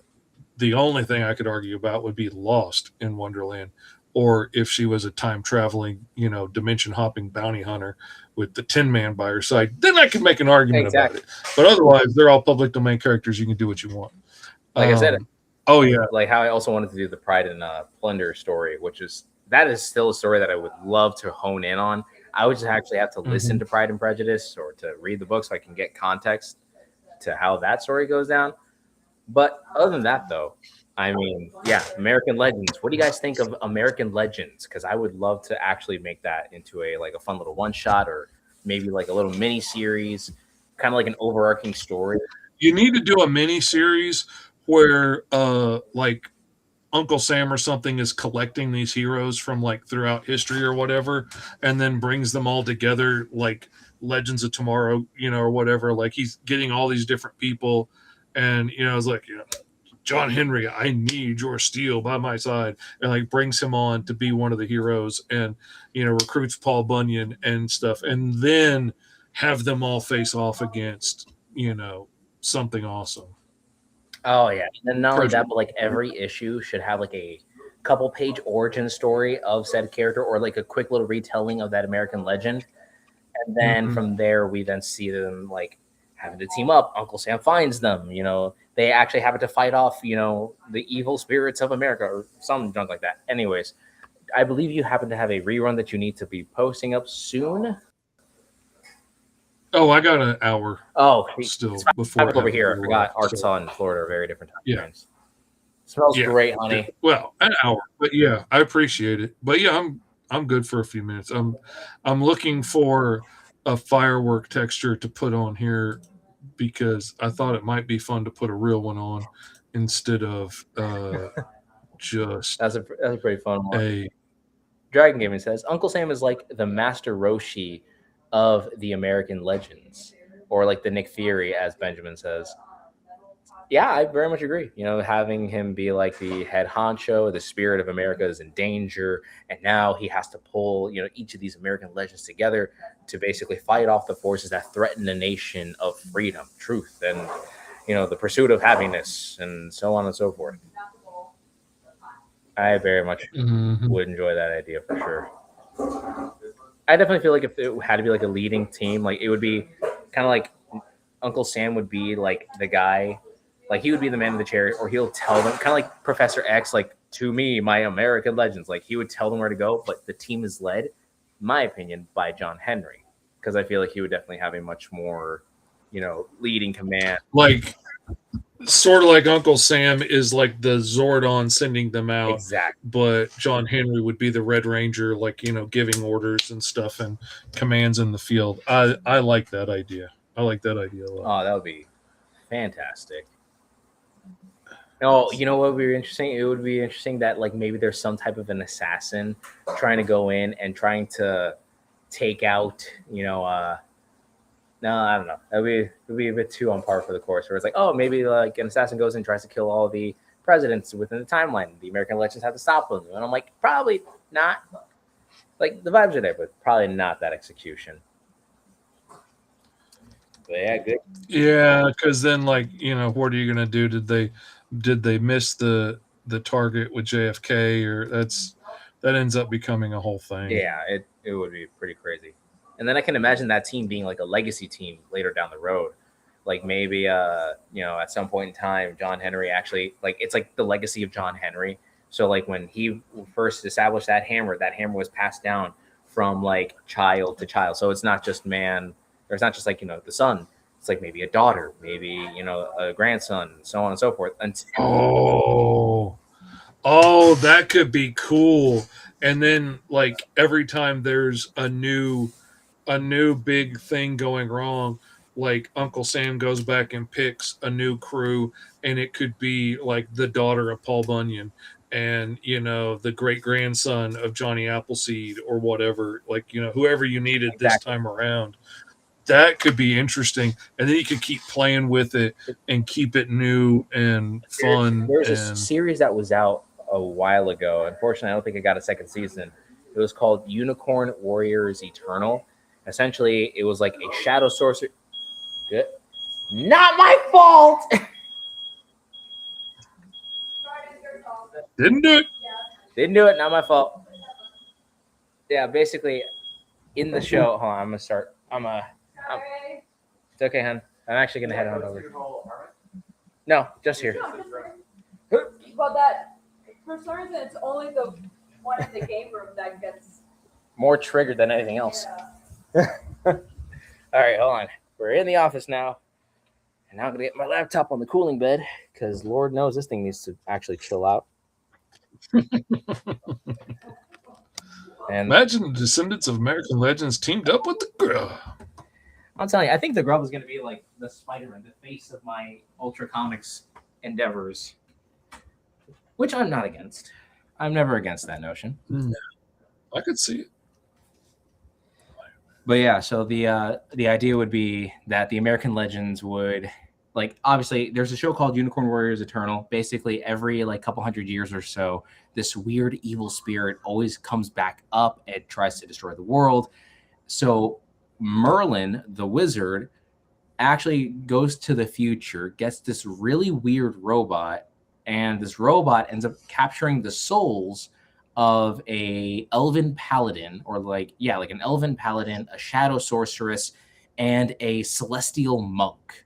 And basically, whenever this evil comes back up, the robot will find 3 perfect candidates and kind of imbue the soul of these warriors onto like these random people, and then they would come back to life and then fight off the evil until it goes away again.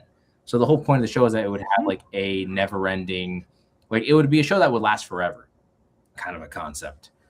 Which I think I can definitely see that with American Legends. Maybe at first, the warriors are done, and then over time, but at this point, it isn't like their souls are being imbued. It's more like you get to see the descendants of said characters, of Paul Bunyan, Johnny Appleseed, so on and so forth. I think that could be a really, really interesting, concept. And then not only that, it's like you can make it a fun monthly issue, and every issue is just a like singular situation, being like, oh, here's this threat, and then here's the descendants of the American legends fighting off said threat. It's a one and done. We're all gonna have a fun time. That's it. And then eventually, like, have one where, like, John Henry has to like work with his granddaughter or something, and then they got to like struggle to like, how are we going to work together? And he's not seeing me as an equal, and blah blah blah. And I'm not that little girl anymore, and like she's proven herself as a leader time and time again. That could be really interesting. Oh, for sure. And then like the concept of being worthy enough to holding the hammer of what once shackled you down, now being the symbol of freedom.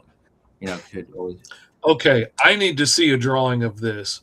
Ben says, imagine a version of the Grub in the far future, like what you'd see in Spider-Man 2099. Benjamin, or my boy, you or are a Grub Beyond.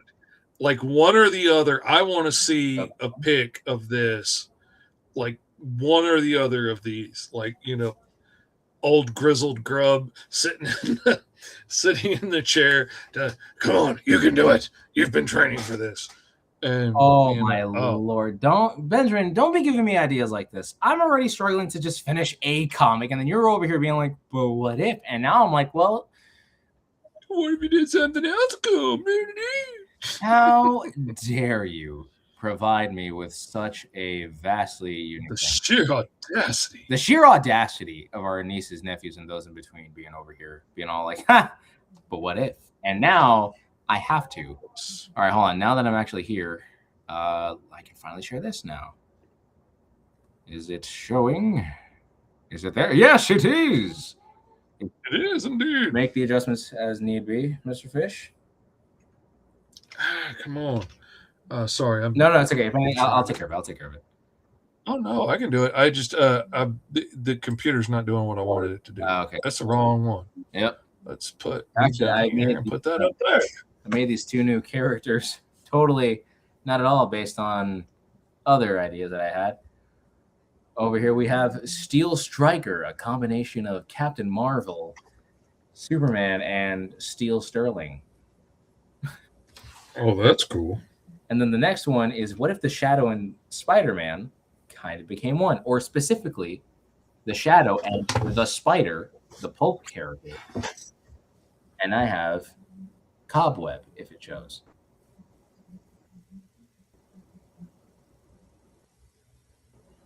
It's just come on. Because to answer Ben's question, Mr. E's showing up as Kyron because Kyron was the last one to sign in and put his name in correctly, and then everybody that came after that didn't change it. So everybody was Kyron for a minute. Is anybody else seeing the image on there? Because I am not. All I'm seeing is a black screen right now. There we go. I'm seeing the former dude. Yeah. All right. It's not showing on my end. All right. Not showing the Steel Striker, and then I put up Cobweb. Okay, there we go. Oh, I like the cape. Yeah, I wanted to go with Halloween colors with this one, just because I'm like, Batman is super simple because he's just black, gray, and yellow if you're lucky enough, blue if you're trying to be crazy. And I'm like, what would I do for mine? And if I had to create like a combination of a whatever this is made of two pulp characters, the Spider and the Shadow, and then just calling him Cobweb already, I think is a really unique concept. I always like the idea too that like his cape would look like an actual like spider's web. And then the logo is kind of reminiscent of Batman's logo, except it's the spider a little bit more stretched out in a webbed, icon. So it's like its own thing. I think it's cool. I almost think he needs to be in a suit instead of like a super suit, almost like being from the Spider and the Shadow. Kind of feel like he deserves like an actual suit, Yeah, like the old pulp heroes. But I like the cape idea, like the cape over like a noir style suit. I think would be really cool. But it's cool design. man, and I really like the cobweb design in the cape. I think who did Archie has a dude that has a web cape that's like all cut out and empty, like it's just the web. I think his name's the Web or Mr. Web. I I can't think remember. it was. I had the action figure as a kid, Was it like a yellow and and then I green tore it up. kind of character? Is it? Yeah. Yeah, it was probably Archie. I think DC owns the character, if I'm incorrect. Because again, a lot of legality issues in the PD space. You know, again, especially with Charlton characters like Shazam, Blue Beetle, like characters like those, they're in that really, really weird niche. Like you got to be careful in using them, kind of a category.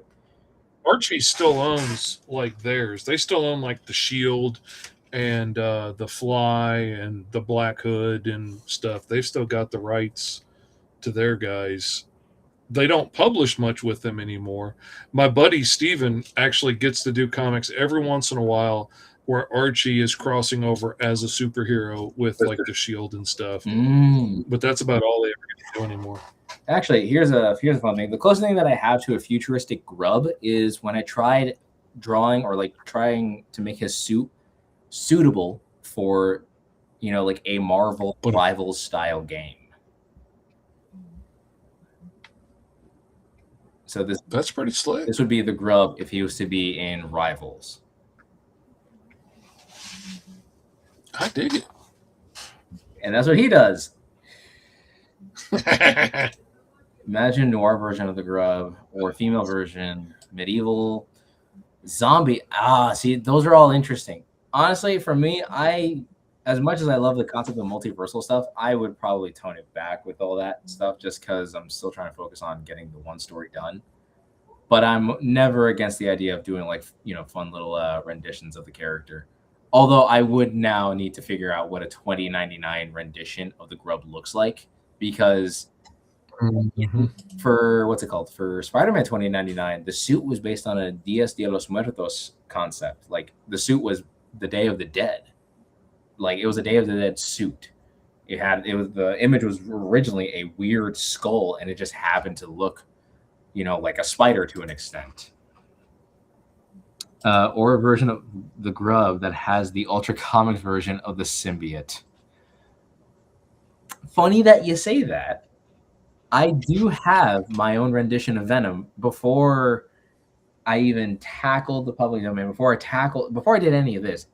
The first supervillain design I've ever came up with, the first supervillain I've ever created was this character called Toxicon. I don't know if that's an actual character anywhere. It was something that I came up with as a kid. Originally, he was a dude that was like in a suit and was made of like toxic sludge or whatever.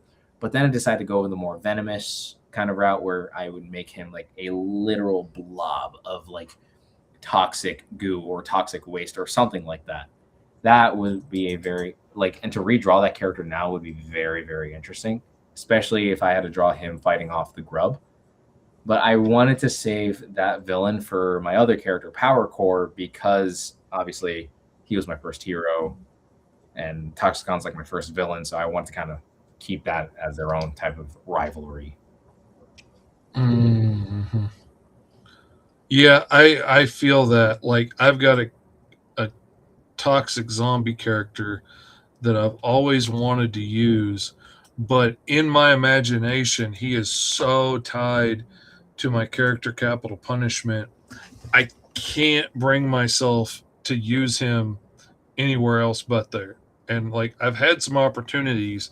I've been like, oh, I could stick him in here and use him and he could be on the page somewhere. But I'm like, no, I really want to save him and use him with Capital Punishment. Even if Capital Punishment never gets used anywhere. Well, he's in the Green Zone trade, but I would like to put him in there at some point and have everybody be able to see my boy. But I love Corrosion, the toxic zombie. He's my boy. He's one of my prides and joys right under. Oh yeah. Also, while I'm here, I can probably show off some of the newer pages that I was working on, since now I've actually. Oh yeah, that'd be nice. Let's see. Oh yeah, so here's what I got so far for the grub number 1. Again, I'm really trying my best to keep to a classic, like that classic Marvel Age style with captions in there. I want to try to speed the story along. Again, if for those that went to Tulip City and got themselves the little, book, by page 5, he's already fighting a giant monster. But this time I wanted to like do a proper progression, still keep it fun, and I still wanted to do what I can with it. So we have this first page over here where it says "in the beginning," because they had to put a bug pun in there. If I didn't, I would be committing a crime. Let's be honest. Oh, 100%. The grub in the green zone would be very interesting. That would have to be more on Fish's terms more than anything else. Oh, he would fit it. He'd fit in well over there. So we have like this whole page set up over here. We haven't talked, and again, the shading and the grading work. My goal for the shading in this is so that I don't really have to, do like 5 different tones of the same color, that I could just kind of go in flat and then just let it be colored proper. That's what I want to do. So I'm trying to do nothing but half tones and just keeping it very, very, very monochrome. This is one of my favorite pages for sure. Like every page here is my favorite one, but like especially like the way that it's layered out. The top page being the proper silhouette, you get to see the different cages, and then getting to see the wall filled to the brim with all these different little bugs and whatnot. Getting to see the bugs and actually making it a little bit more. Making it a bit gross or more gross than it was before, getting to see the actual grubs in this case. Definitely was a lot of fun. Obviously, the classic scene where he gets bitten by this weird genetically enhanced grub. But this time, it's a little different because this time around, the character actually has, we actually get to learn a little bit about what happened several years ago. There's this, again, I mentioned this in the episode beforehand.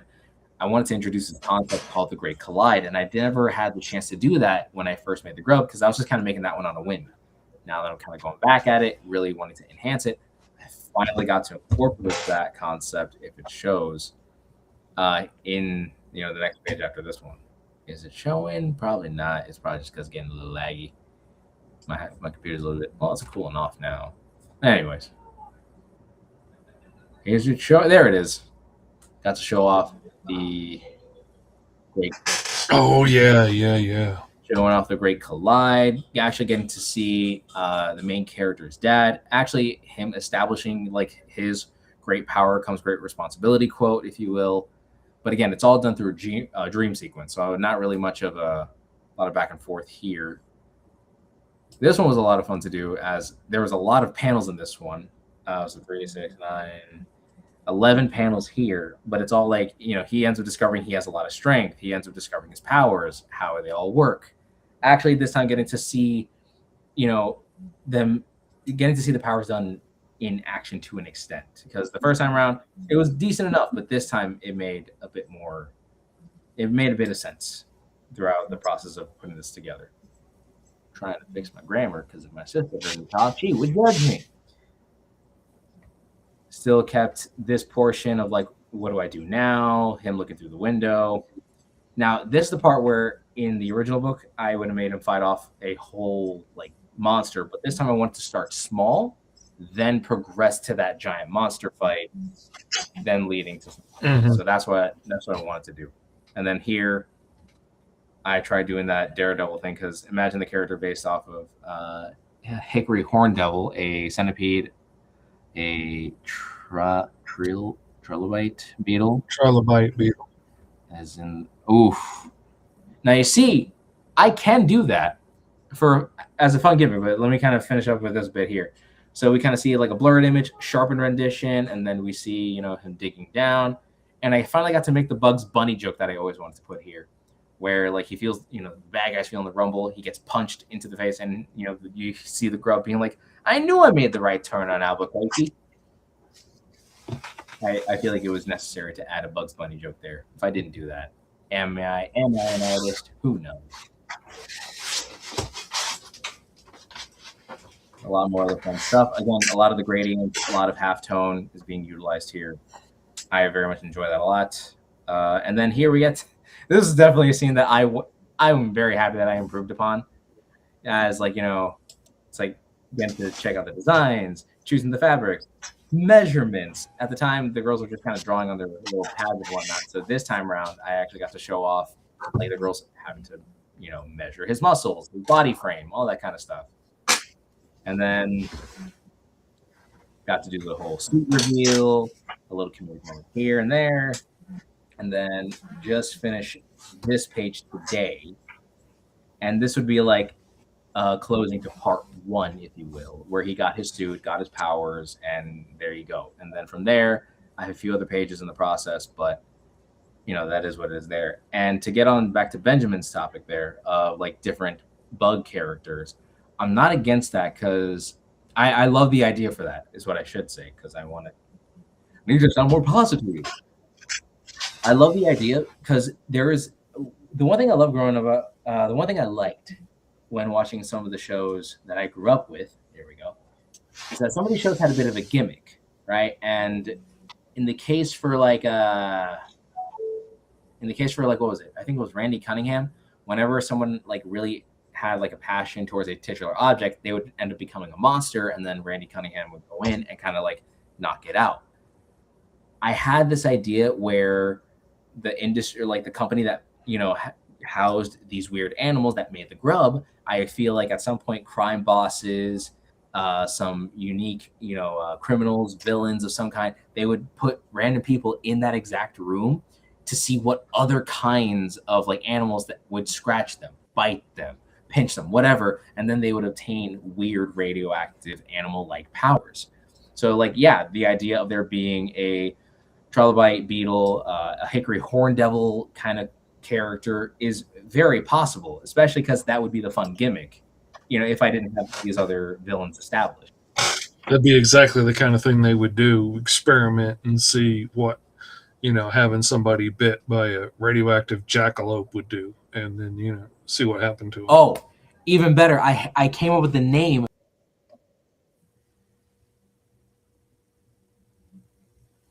Oh, your audio cut out. You came up with a name, and then it cut out on us.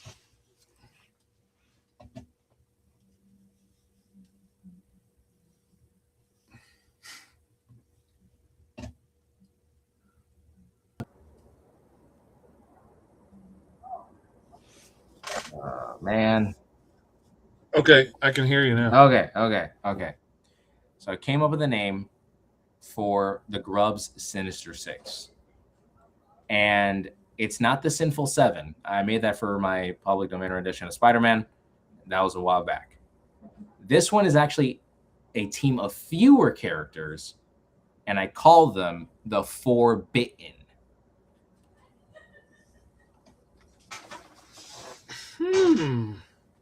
And they would be, that's not bad. They would be like the more higher intensive, like either bugs or animals that were, that end up biting either criminals, former supervillains, or even, other kind of characters. And then they got more enhanced, or again, they were just kind of like in the situation of the Grub where they just now have animal power. When the Grub is an established hero, they would have to like actively be trying to irradiate animals that like hunt and eat grubs to like turn people into bad guys that specifically would try and destroy him. And that'd be cool. That'd be cool. So Spider-Man has the Sinister Six. I have the Forbidden. So like the name sounded really cool to me too. It's like, I think that's like the best way I can incorporate forbidden, forbidden. It worked well. I think that's by far the best naming convention I could come up with for those characters. TTEN, not GG. Yeah, BITTEN. And then it could be like one person gets bitten by, a radioactive, like an anteater, but this time they genetically enhanced it to make it a grub eater or something like that. I don't know. Mm-hmm. Actually, I'll even get to show. Sorry. I might as well get to show this off while I have the opportunity. You don't need to make it a big screen. Oh, that's cool. So I finally get to show off Fist's face. So like the panels after, you see the criminals were getting away, and they go to the warehouse and they're like, hey, we didn't get the thing from the girls or whatever. And at first he's like a weird silhouette. And they're just like, yeah, no, sorry about that. It's like, oh, if anything, this is perfect. It's like, wait, what? It's like, I always wanted to have my own superhero to fight. As like, he's just super excited about this. And I literally had to look at my hand to be like, how does that look? Like, as him being like excited. So you could tell that it's just a hand. Loki contemplated putting a face in the palm, but I'm like, that's probably like, I want to lean into like the fun, campy. See, that's what I wanted. Just If something it was my weird. dude, I would have had him like, keep his fist closed most of the time, or like point or things, or like occasionally grab somebody. But I would have left it as like a big reveal, like down the road, that when you open it up, there's a face in there. And like he's been smashing his face against people this whole time he grabbed him. But that's me, because it's silly and it's weird. But I dig it, man. I think that's really cool. I think that has the potential to be a breakout character there. Got to give the Grubhub. Grubhub. Oh man, it's been good having you back on, man. It's been good getting to hang out, and thought of making a character whose head is a butt. Oh, what would that even be? Towhead. Towhead. Oh, anyway, it's been good having you back on, man. And apparently you seem to be having some issues again. You doing good? Oh, it looks like you're hung up. Anyway, on that note, I was going to wrap things up anyway, because I hear my wife clanking around and they're making dinner. So I want to go get some. Thank you guys for hanging out. It's been a lot of fun having y'all in the comments. My whole computer just clicked, so I'm hoping I'm still on. If not, your Uncle Fishy loves you. I'm going to get out of here. Thank y'all for hanging out, and we will see you again next week on